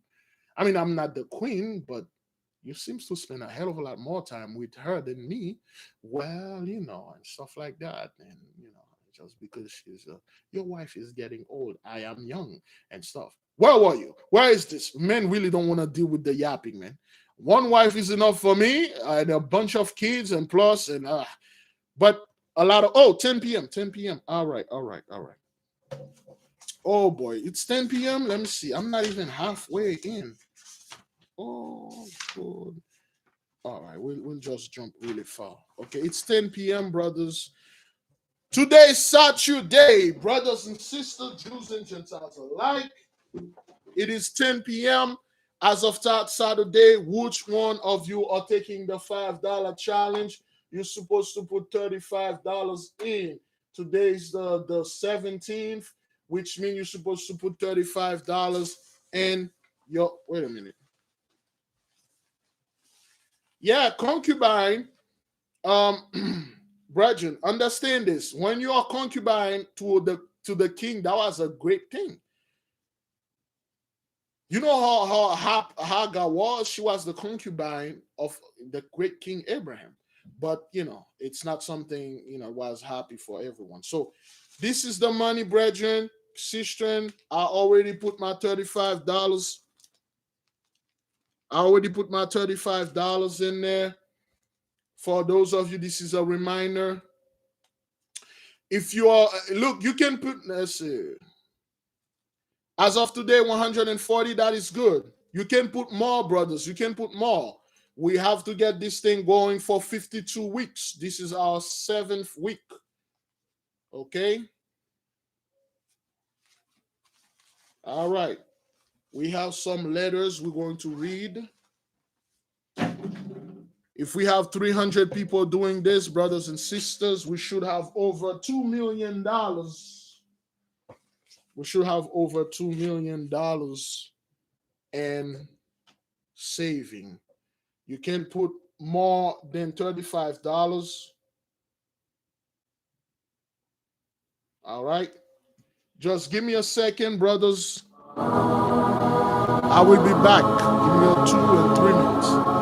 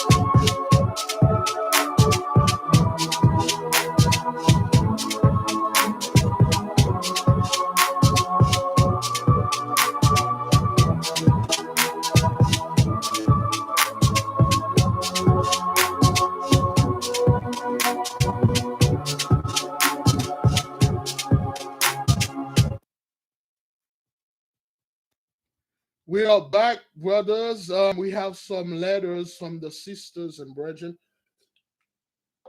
All right. Let us read the letters. We have a letter from the beloved sister Juanita. Sister Juanita. Just read it for the nation. Shalom and greetings. All praises to the Most High, YAHAWAH. I wanted to send a donation to the nation to help get the message out to take and give knowledge to our people. I just want to take the time out to let you know the informations that you have been bringing has awakened me with knowledge that I was not aware of. I really appreciate the work that you do. Well, she put Big Judah, but here you go. The word that you put, Big Judah put in. Oh, well, the work that you and Big Judah put in. Thank you so much for all you bring to the nation. I don't get to view the show when you're live, but make no mistake, I watch it after. May Yah continue to bless and keep you and your family and continue to bless all your hands touch. Keep on, keep it on. Shalom, my big brother Levi. May the king reign forever. Sincerely, beloved sister Juanita. All praises to the Most High. All praises. Okay, so that's the beloved sister giving us word of encouragement. Okay, she is grateful. She talked to the nation. She gives the Most High all praises. This is what the Most High want. The Most High want his children to be in harmony, respect and love each other, give him praises. I learned something from you, brother. Beloved, don't be afraid to send the other brethren letters too. Some people send beautiful things, beautiful cards and things like that. Okay? The Most High, it pleased the Most High. The Most High say yes. It is beautiful when our children, when his children are loving each other like this. People don't say later, Big Leaf, I disagree with you. You said something that I don't like and stuff. And what? If you don't like, again, we say, if you don't like any of the brothers and sisters, just move to another channel you like. People staying here because, well, they like the Most High. I told them, don't even like me, man. Love the Most High. If you don't love, if you don't love the Most High, you love me, I will not love you because you don't love my Father. Peace be with you, brother. Word to the wise, stay out of it. I do. This is beloved sister Janine. You know, I got a cousin named Janine. Oh boy, let me see. I'm gonna begin here. Because I am a widow also, old school. I am 60 years old and female, mother of one grown born to me children, 4 sons and 3 daughters. Gratefully, amen.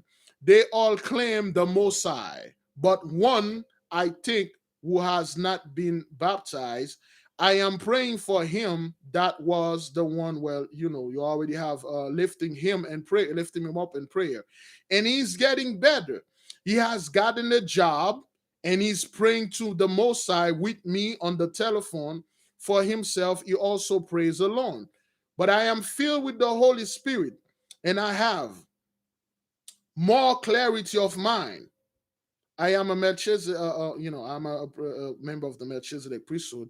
He does claim the Most High. He did see the pillar of light too.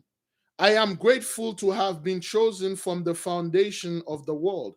A pillar of light appeared outside of my apartment. And then a few seconds later, this pillar of light appeared in my room, in my living room, in front of me and my son. I have I have had also a vision of myself with glittering, glowing sword. All praises to the Most High. Jasmine. She wrote this on the 13th. Our people, brethren, they all start seeing things. Our children are getting closer to the Most High. Thank you for the beloved sister for singing us these beautiful letters. All his son, all his children claim the Most High. One of them, he's doing better. That's why we told you, surrender them to the Most High. Tell the Most High, take my children. I give them to you. You know why, brothers? Do you know I believe there's a law that says when the child is born, you have to give it to the Most High. It's the Most High child. That's why our people, when we were born, they will take us outside and then they will lift us to the sky and then say a prayer. They told them this is witchcraft. They told them this is paganism. Why are you raising your child to the stars?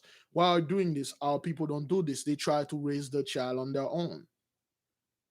You don't do this. When your children is born, you take this child, you raise it to the sky, you say, Father, this is your son. Father, this is your daughter. I dedicated this son, this daughter to you. May you watch this over child. May you watch over this child. May you conduct it and raise him. He is your son. I give it to you. And that's it.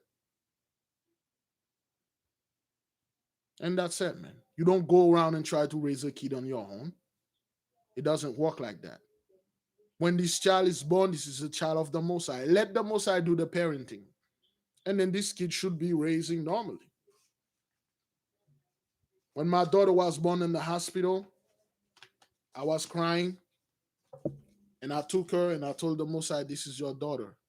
And I named her the servant, the faithful servant of the Most High, Nayasha. That's why I call her Yaya. Well, Naya Shah is Yah is from the Most High. The rest mean the faithful servant of the Most High. That's her life. She's a servant. Whether she grew up respecting the Most High, which she is now, but that's why I dedicated her to the Most High. We must do this, brothers. When our children, our grandchildren is born, if the parents is not in the truth, whether they are or not, as the grandparents, you silently take your daughter, you raise it.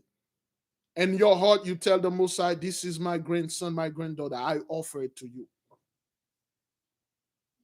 You give it to the Most High as the grandparents. You know that your children, they're all scumbags. They're all done. They don't really love the Most High.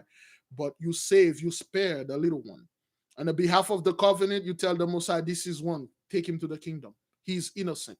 Well, so to speak. Yeah, so yes, brethren, let us move in. Should we keep on tracking, brothers? It's 10, 12, 10, 13. Everybody got that quick break. Should we keep on moving? Should we keep tracking? All right, I'm hungry. If you see I'm talking like that, I'm very hungry. Should we keep on tracking, brothers?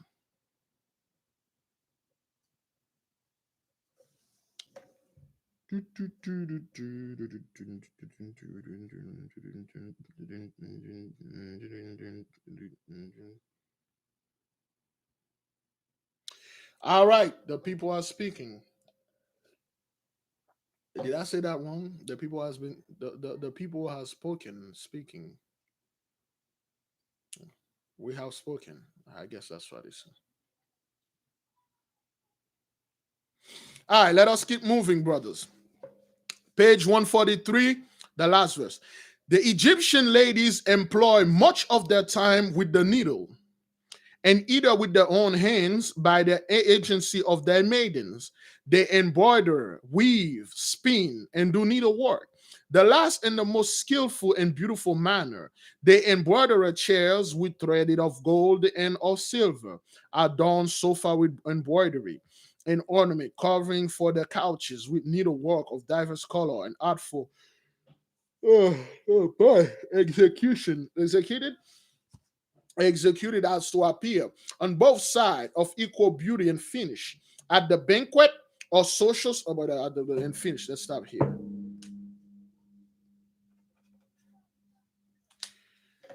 Brothers, the Egyptians women spent most of their time needling, making things. Needle their beds, their couches, their chairs, and their maidens, their servants. It was a thing women does. Okay? Until this day, you got women that do knitting. Brothers and sisters, for the life of me, I don't even know how to hold those needles. I can't knit it for Hish. If you had to kill me, put a gun in my head and tell me needing something, I can do this. Some women are really good with that. They can make a whole sweater by needing something. I don't know. I don't know how to even pass that little line through the needle and stuff. It's amazing, brothers. A lot of women spend their time doing this. They weave, okay, they spin, they do needlework and stuff like that. Most of the women nowadays are not doing this. We are doing selfies and worry about being made of, Instagram model, so to speak. Yeah, right. Find that Dubai prince over there that will give us some money, so we can just lie him on the floor and then squat over his chest and push really hard. Women don't do this anymore. It's not a popular thing. If you do this, brothers, now they call you old women.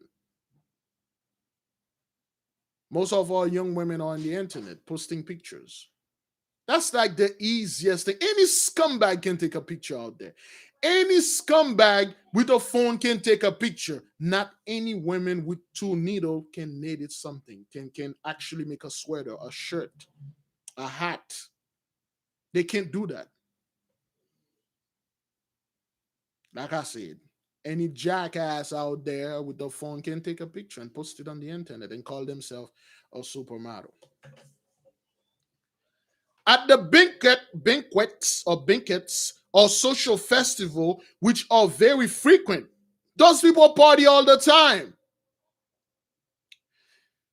For the Egyptians are fond of society. The ladies sit at the same table with the men, and no rigid mistrust close their doors on such occasions to strangers, towards whom they are ever courteous and hospitable, save only in religious ceremonies from which, and the mysteries of the theology, they are jealously excluded. He says here, when those people are party, the women sit at the same table with the men, and they are not rude. They always invited strangers to come and partying with them because they were enjoying the blessing. They had the money, the door were open and stuff, except when they were having religious thing, which they are very, very jealous. They don't want anybody to take part of their religious rituals.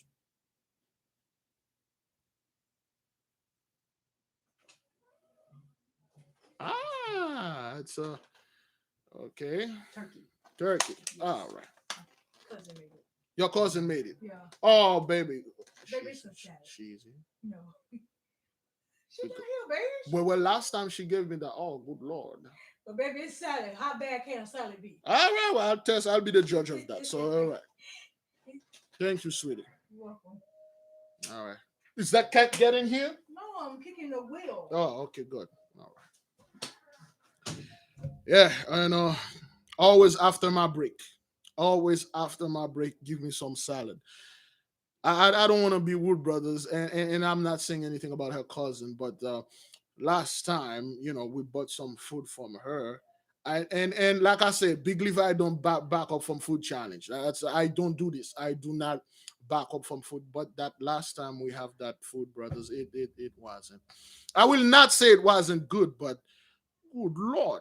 And I say it, brothers, this, and if a woman can cook, God help my soul. But that woman is out of the league. So I'll be the judge of that salad. And it's a turkey salad, and it looks good.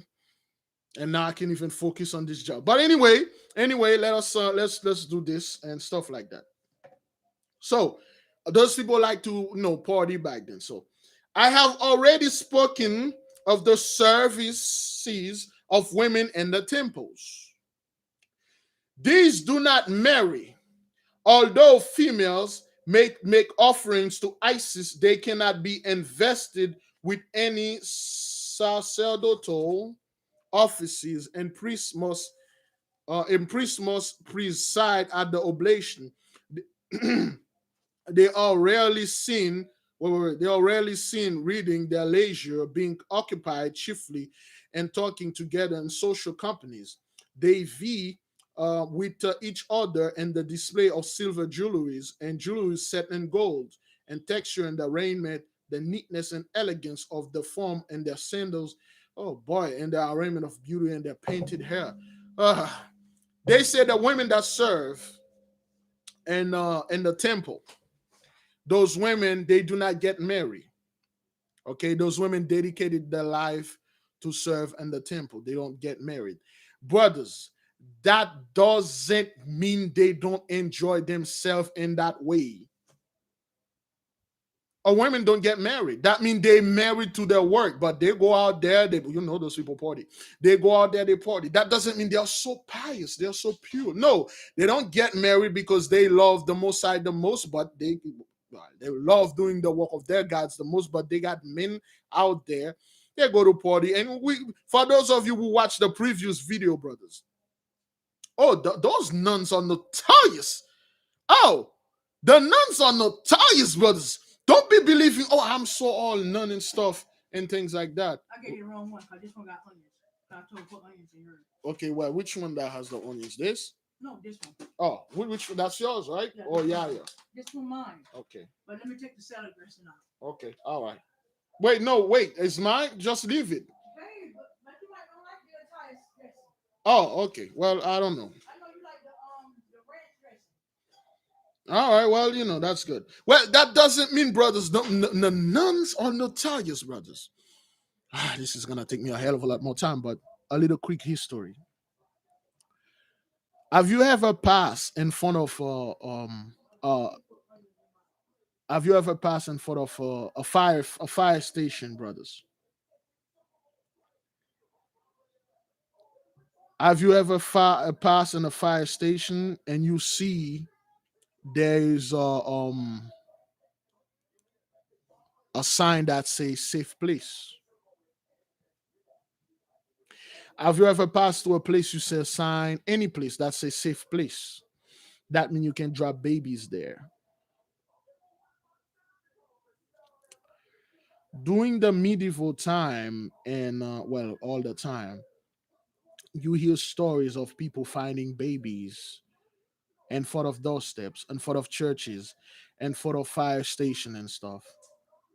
And according to the beloved brother Ishaka Bawashango, I bought you that book though.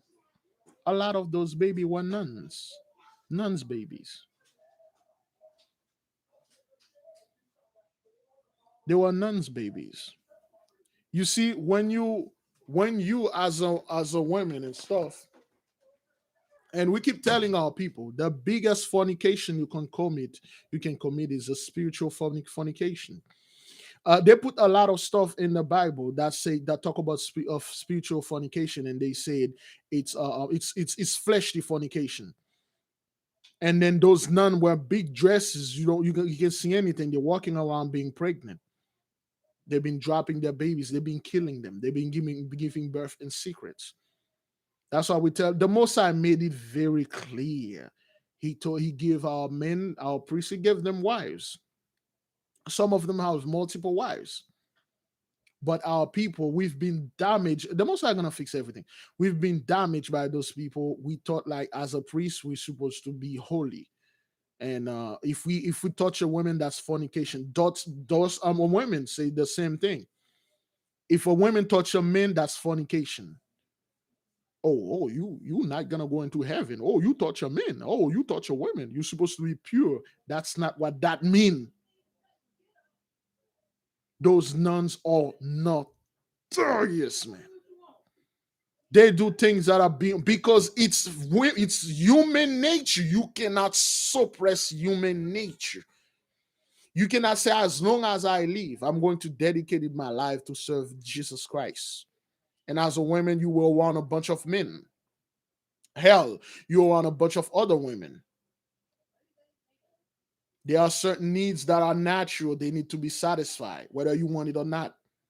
They were notorious brothers. There are some books out there because of the little one that we have. We will not bring those things, brothers. Don't think because they are nuns, they don't do things out there. Come on, brethren. Don't think like, they are nuns, they are pure, they don't do anything. Oh, hell no, it's completely the opposite. In fact, it is a requirement for them when they are doing their rituals. They have to do things, especially when their sisters are there with them. It's a requirement. Their sisters is a when I say the sister, that sister that come once a month. This is like it's that sister is not like the sister that flow into your vein. This one is special. This one has some special abilities in it. Those people were notorious, man. Oh yes, some of the book brothers I can bring them here. It's just I could give you the name and stuff, which I forgot all about that. I have to dig in this, but I cannot. Oh, if two ladies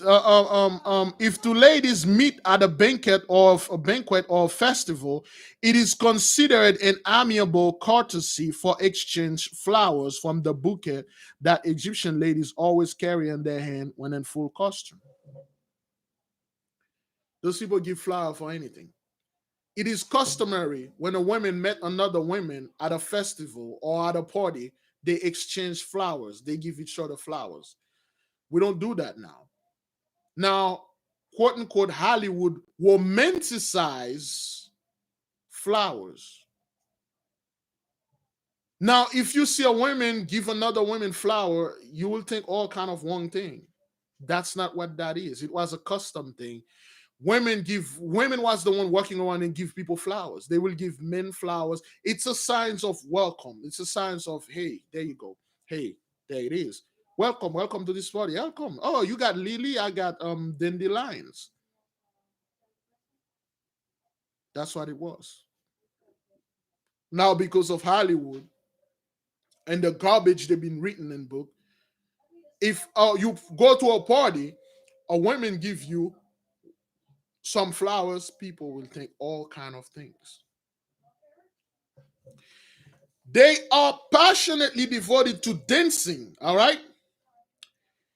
And frequently, both ladies and gentlemen dance together. But I think when the former dance in separate parties, their movement are marked by superior grace and elegance. That means women dance better than men. And who the hell want to sit there and watch a bunch of dudes dancing? It's not in men nature to go out and dancing. It's women. Women dance all the time.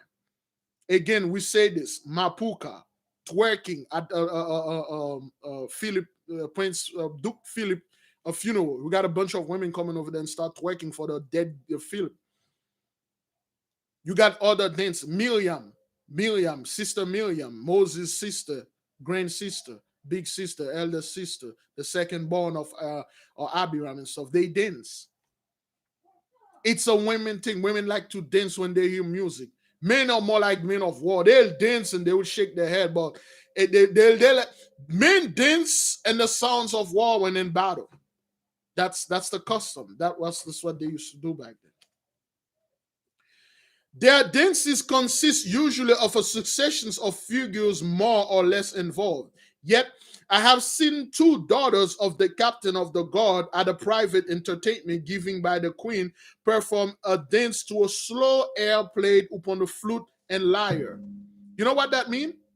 A slow air giving a flute. They were slowly dancing into a flute of hair. Our people call it interpretive dancing and dancing in the church. You know those girls that dance with ribbon and all that, and I never know the things like that. And ballet, the women that dance on the tip of the toes, the feet, and doing ballets. That's the type of. What kind of men do ballet? And don't get me wrong, there are men out there that doing ballet. It's like, why are you doing this? Like, I'm very confused right now. This is usually reserved to women. That's like you don't have in Haitian Rara, when they get animals or dancing, men cannot be the queen. A Rara have a king and a queen. The king is the one that get them that take the money. The queen is the one that go ahead and dance for the money. Praise dances. Is that what they call it? Praise dances. It's like the worst form of dancing. Praising other God instead of the Most High. They were doing some type of praise dancing. Ballets, sing slow dancing and stuff.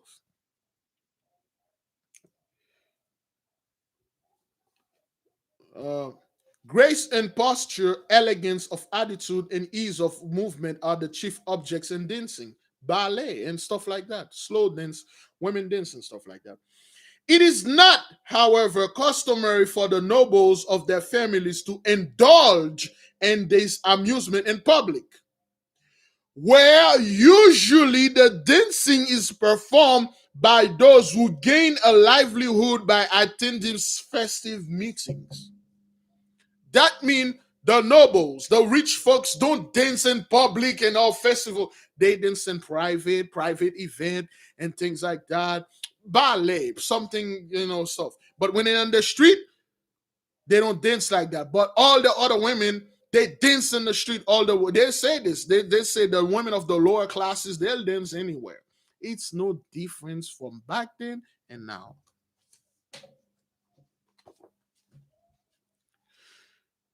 They look upon it, however, as recreation in which all classes may partake, and all castes engage in it. Define castes or castes, castes, castes. All castes engage in it, either in private festivities or in public. The lower orders delight in exhibiting great spirit in their dances, which often partake at the nature of pantomime, and they aim rather at ludicrous and extravagant dexterity than displays of elegance and grace. Twerking, mapuka, gedenibo. The lower classes, the lower orders, when they're on public, you'll know those people are dancing. Oh, you like, damn. Oh, they'll dance. You make like, that's why people like to go out there to see women dancing. Men don't go out there see another man dancing, except Michael Jackson. You could not beat Michael Jackson. That was his own thing. But preferably, people will go out there and see Beyonce dancing. Oh, the lower classes will dance.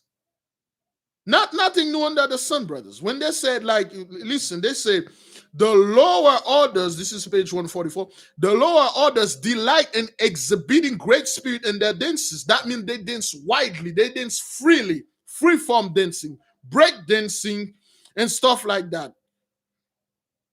Okay? Which often partake in the nature of pantomime, and they aim rather at ludicrous and extravagant dexterity than displays of elegance and grace.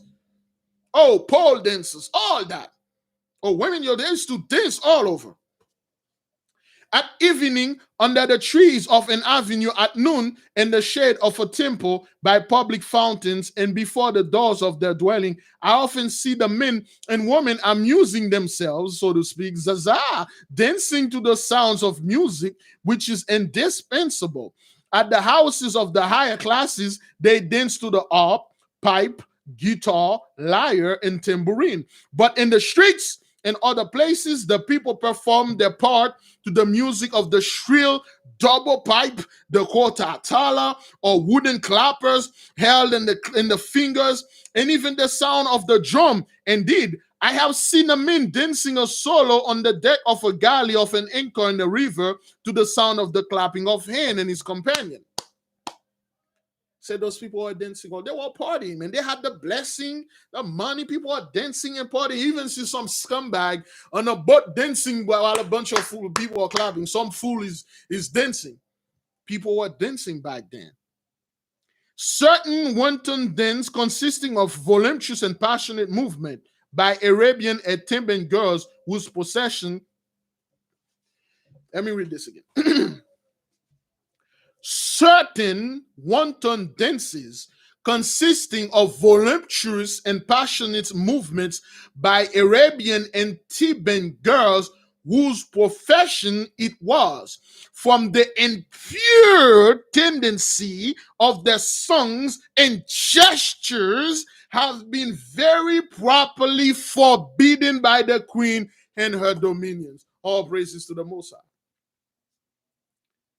Twerking, mapuka, a very sensual dancing. And we know, brothers, for those of you who read the party that the queen went, there were Arabian girls there, aka pole dancers.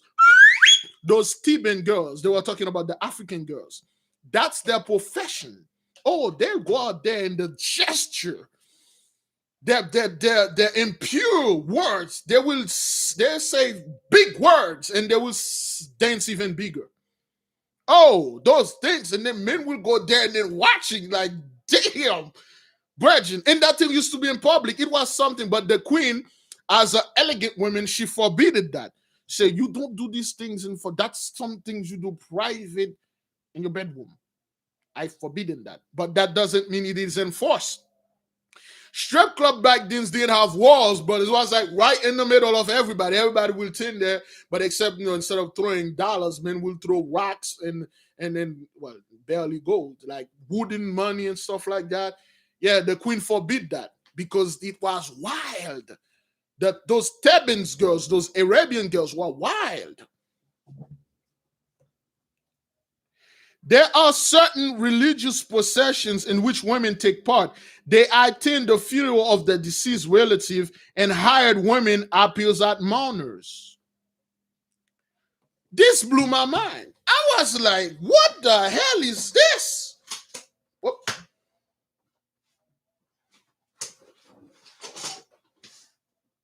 Oh, okay. I'm like, what the hell is this?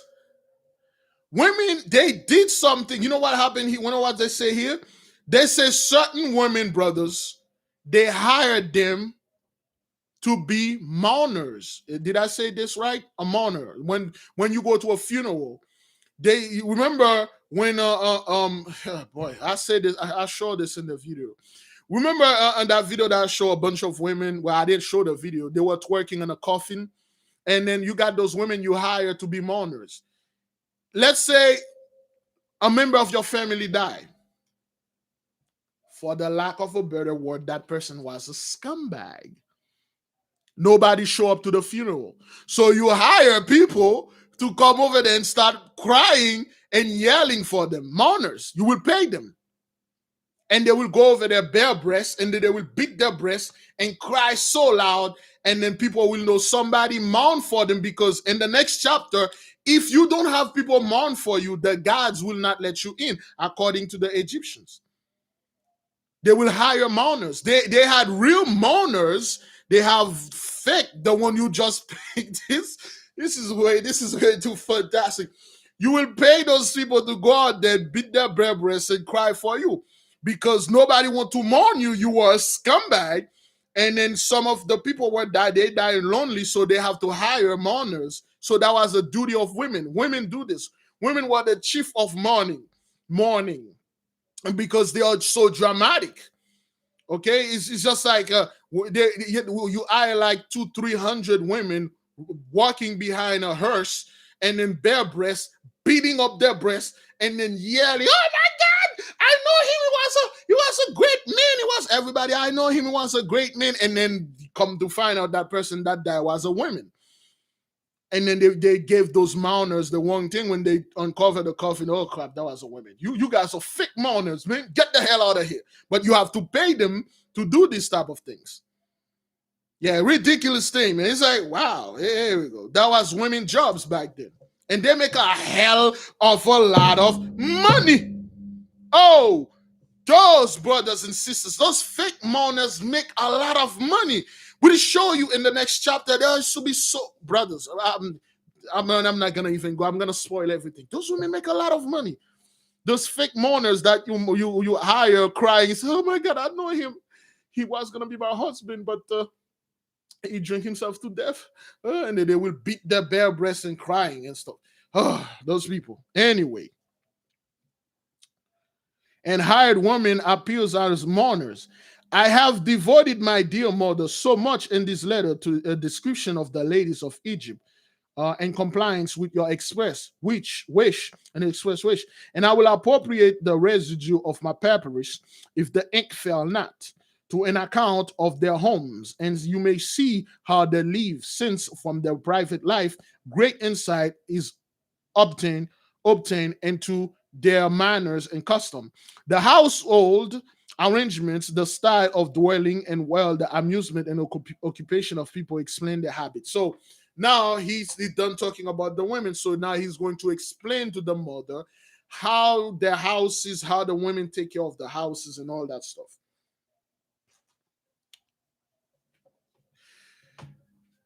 Now, brothers, when you start reading this, you say, God dang it, it's the same thing. The style of domestic architecture in this warm climate is modified to suit the heat of the weather. The poorer classes, for although all the Egyptians are born equal, yet there are poor classes. This is the contradiction right there. Although all of them are created equal, but they're all poor classes right there. Well, we would say the white trash, but that's what that is.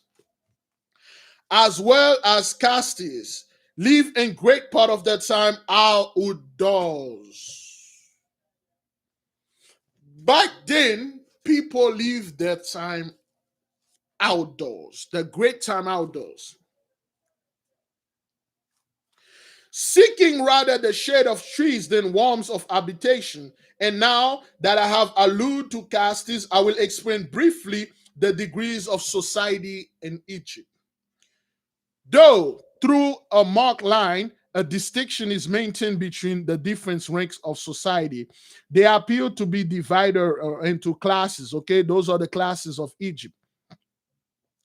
As no man and bound by law to follow occupation of his fathers, sons indeed do usually follow the trades of their fathers, and the rank of each man depend off of his occupation. So now we know there is no law that tell a man supposed to follow what their fathers did, but most of them that's what they did. If their father were cops, they become cops. If the father were firefighters, they become firefighters. If the father were doctors, they become doctors. If the father were, they become something. But sometimes they will do something else. Now, it is said, the rank of each man depends on his occupation. All right. But there are occasional exceptions, as for instance, the sons of distinguished priests are in the armies with Ramesses, and son of the admiral of the fleet of Delta is high priest in Memphis. So he said there are some instances that the sons of the priests, they could have become priests, but they become soldiers. And the son of the soldiers, they could have become soldiers, they become priests. It was like there weren't no law that forbid this. Now, this is the classes. Below the crown and royal family, the first class consists of the priests. Below, people always say like, oh, there's the upper class and stuff. Oh, hell no. The upper class is under the noble, the crown. The crown is the first class. The king and queens and their children and all their families are the first class. After that come the upper class, the lower class, the middle class, the lower class, and the slaves. The crown, one class, the upper class, two, the middle class, three, the lower class, four, and the slaves, five.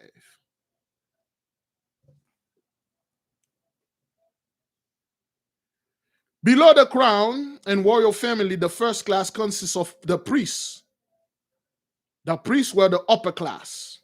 The second, soldiers. The third, husbandmen, gardeners, huntsmen, and boatmen. The fourth of tradesmen, that's the middle class. That's the middle class.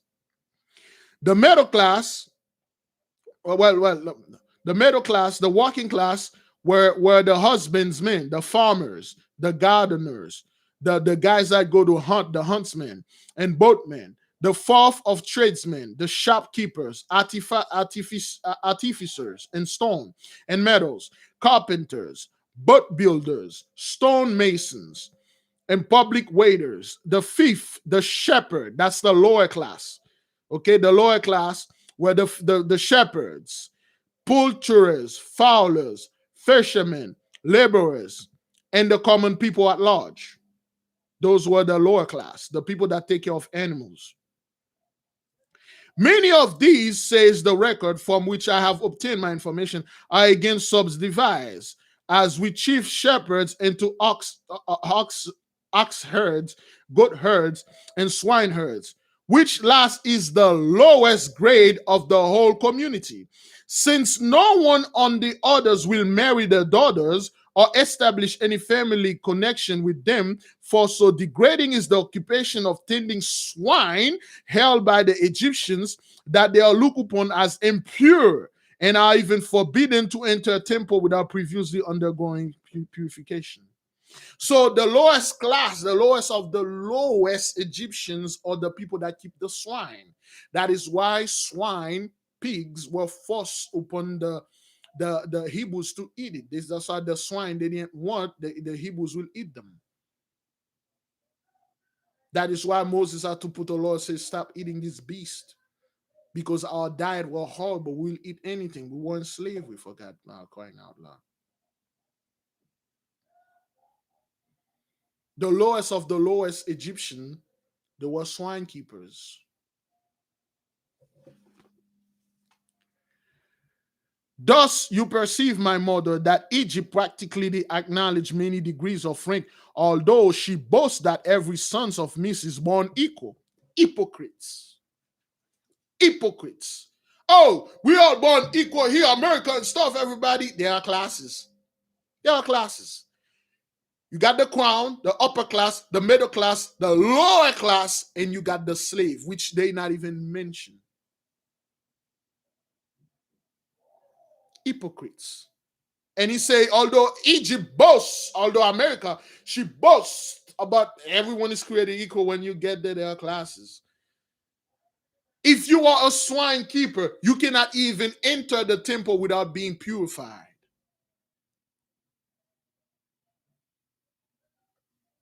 There is no difference, brothers. These classes keep singularly distinct and yet live harmoniously. Why? Because they got the Hebrew under the thumb. All those classes now, well, back then, used to live harmoniously in America. Poor white trash, immigrants, captain, and all, they will live harmoniously because they got the Hebrew where they're supposed to at. Now things change. Everybody is protesting now. Out of them, the queen's workmen are taken, and the lowest supplies the common laborers of the public works.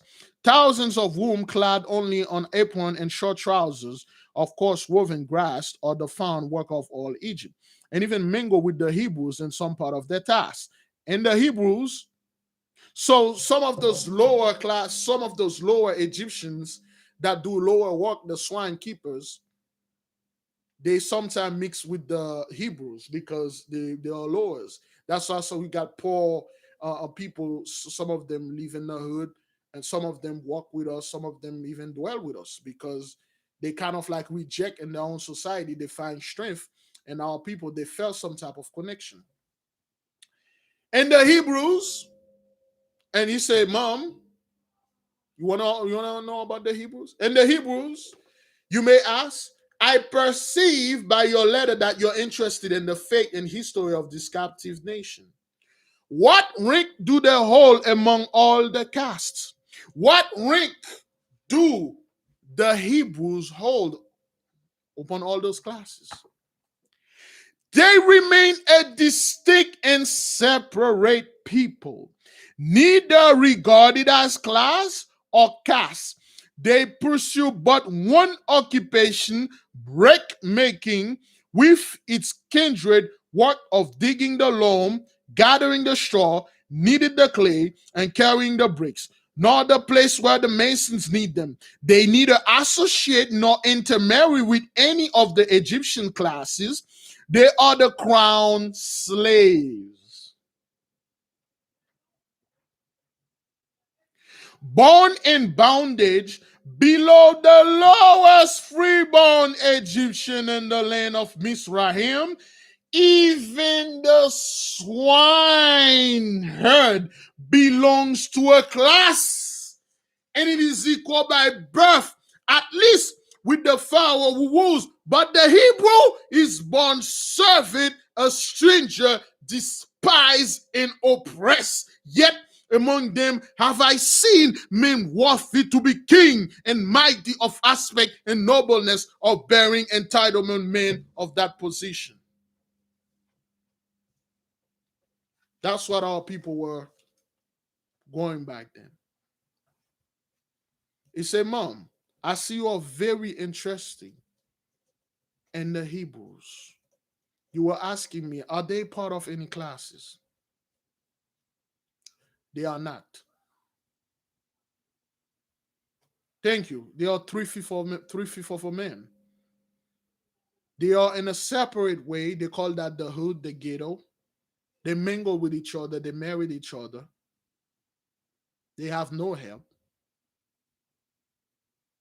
Even the swine keepers, the swine herders, the lowest of the low is higher than any Hebrews.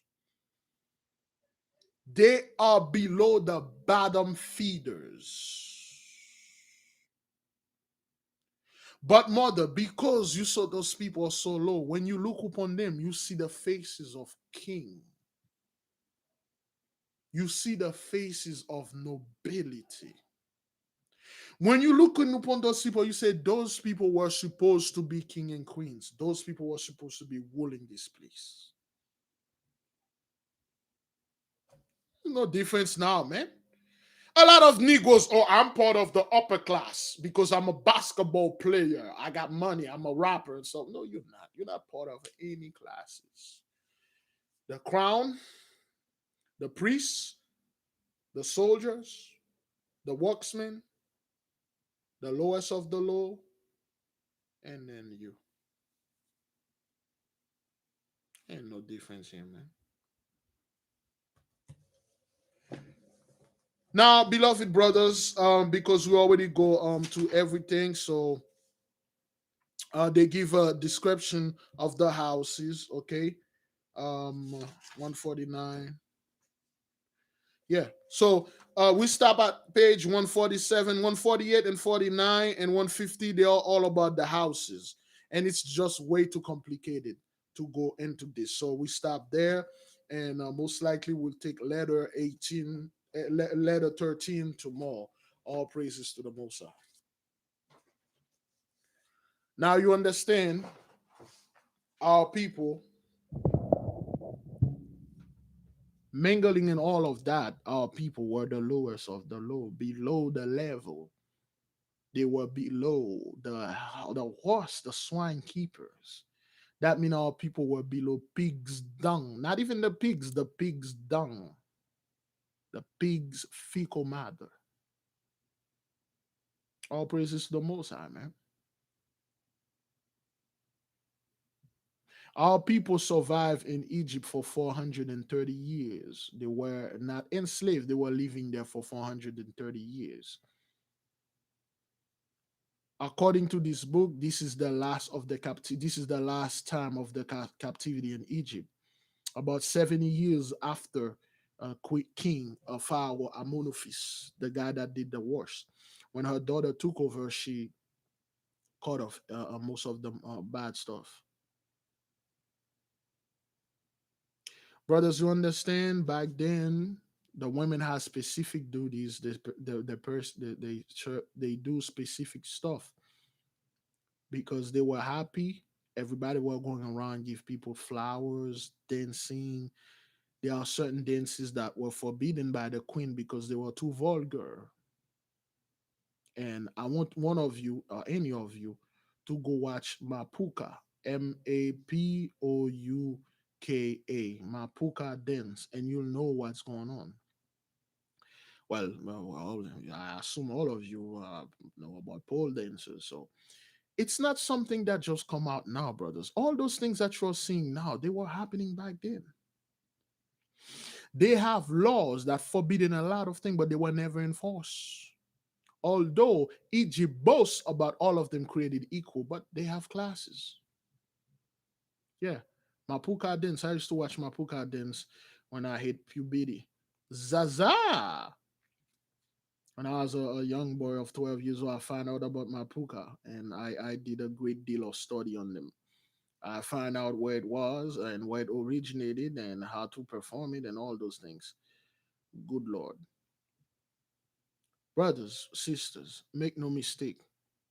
If everything back then was the same thing that they are today, If the Mosai bring the plague to Egypt, which is in this book, which in all those books, brothers, you know for a fact he will do the same thing as now.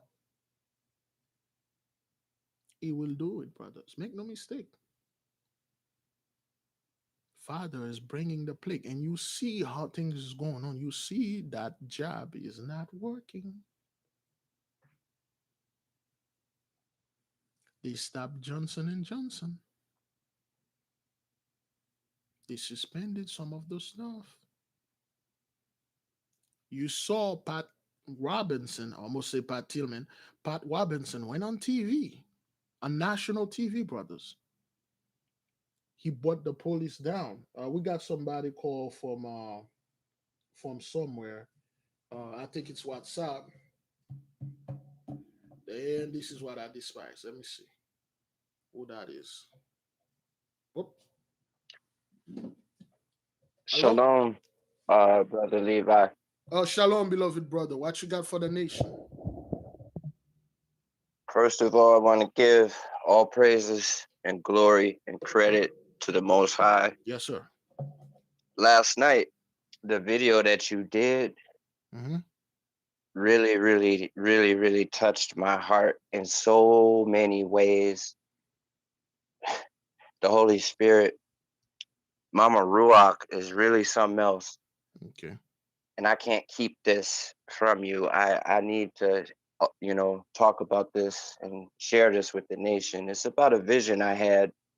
I had it maybe like 3 or 4 months ago. Yes, sir. I'm sitting outside. I'm talking with the Father, and it was like a sun. Like I had my eyes closed, but it was like the sun was coming towards me with sparks flying out of it. And then I've like visioned myself kneeling, receiving a crown and a scepter.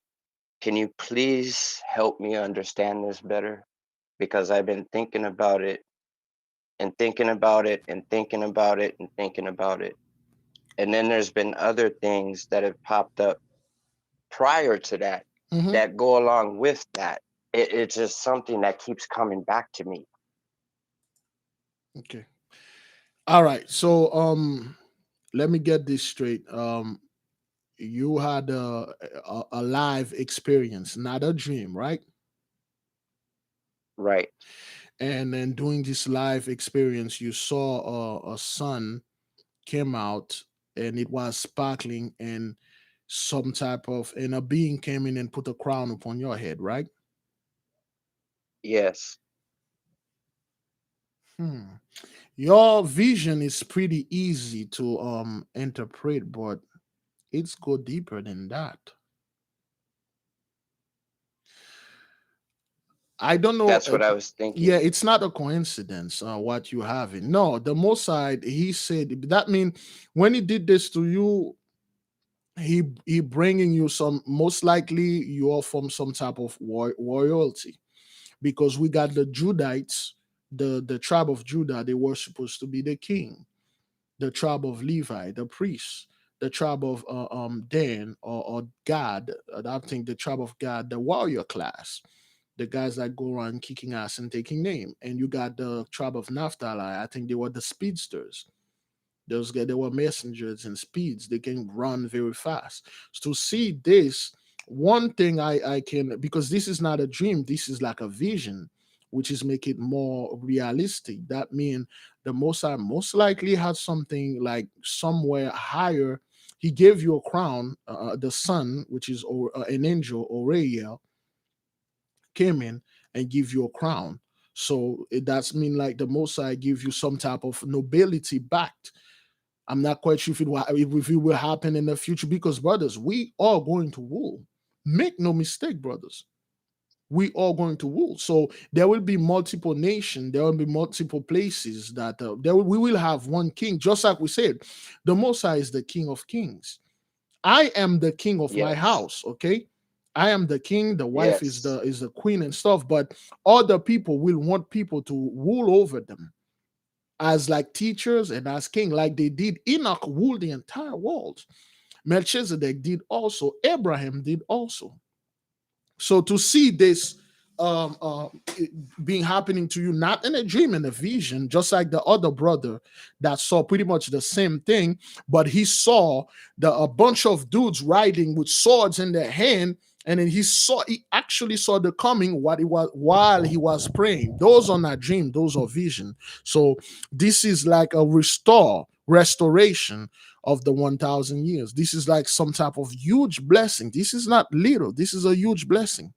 And it's not your mind playing tricks on you. This was real.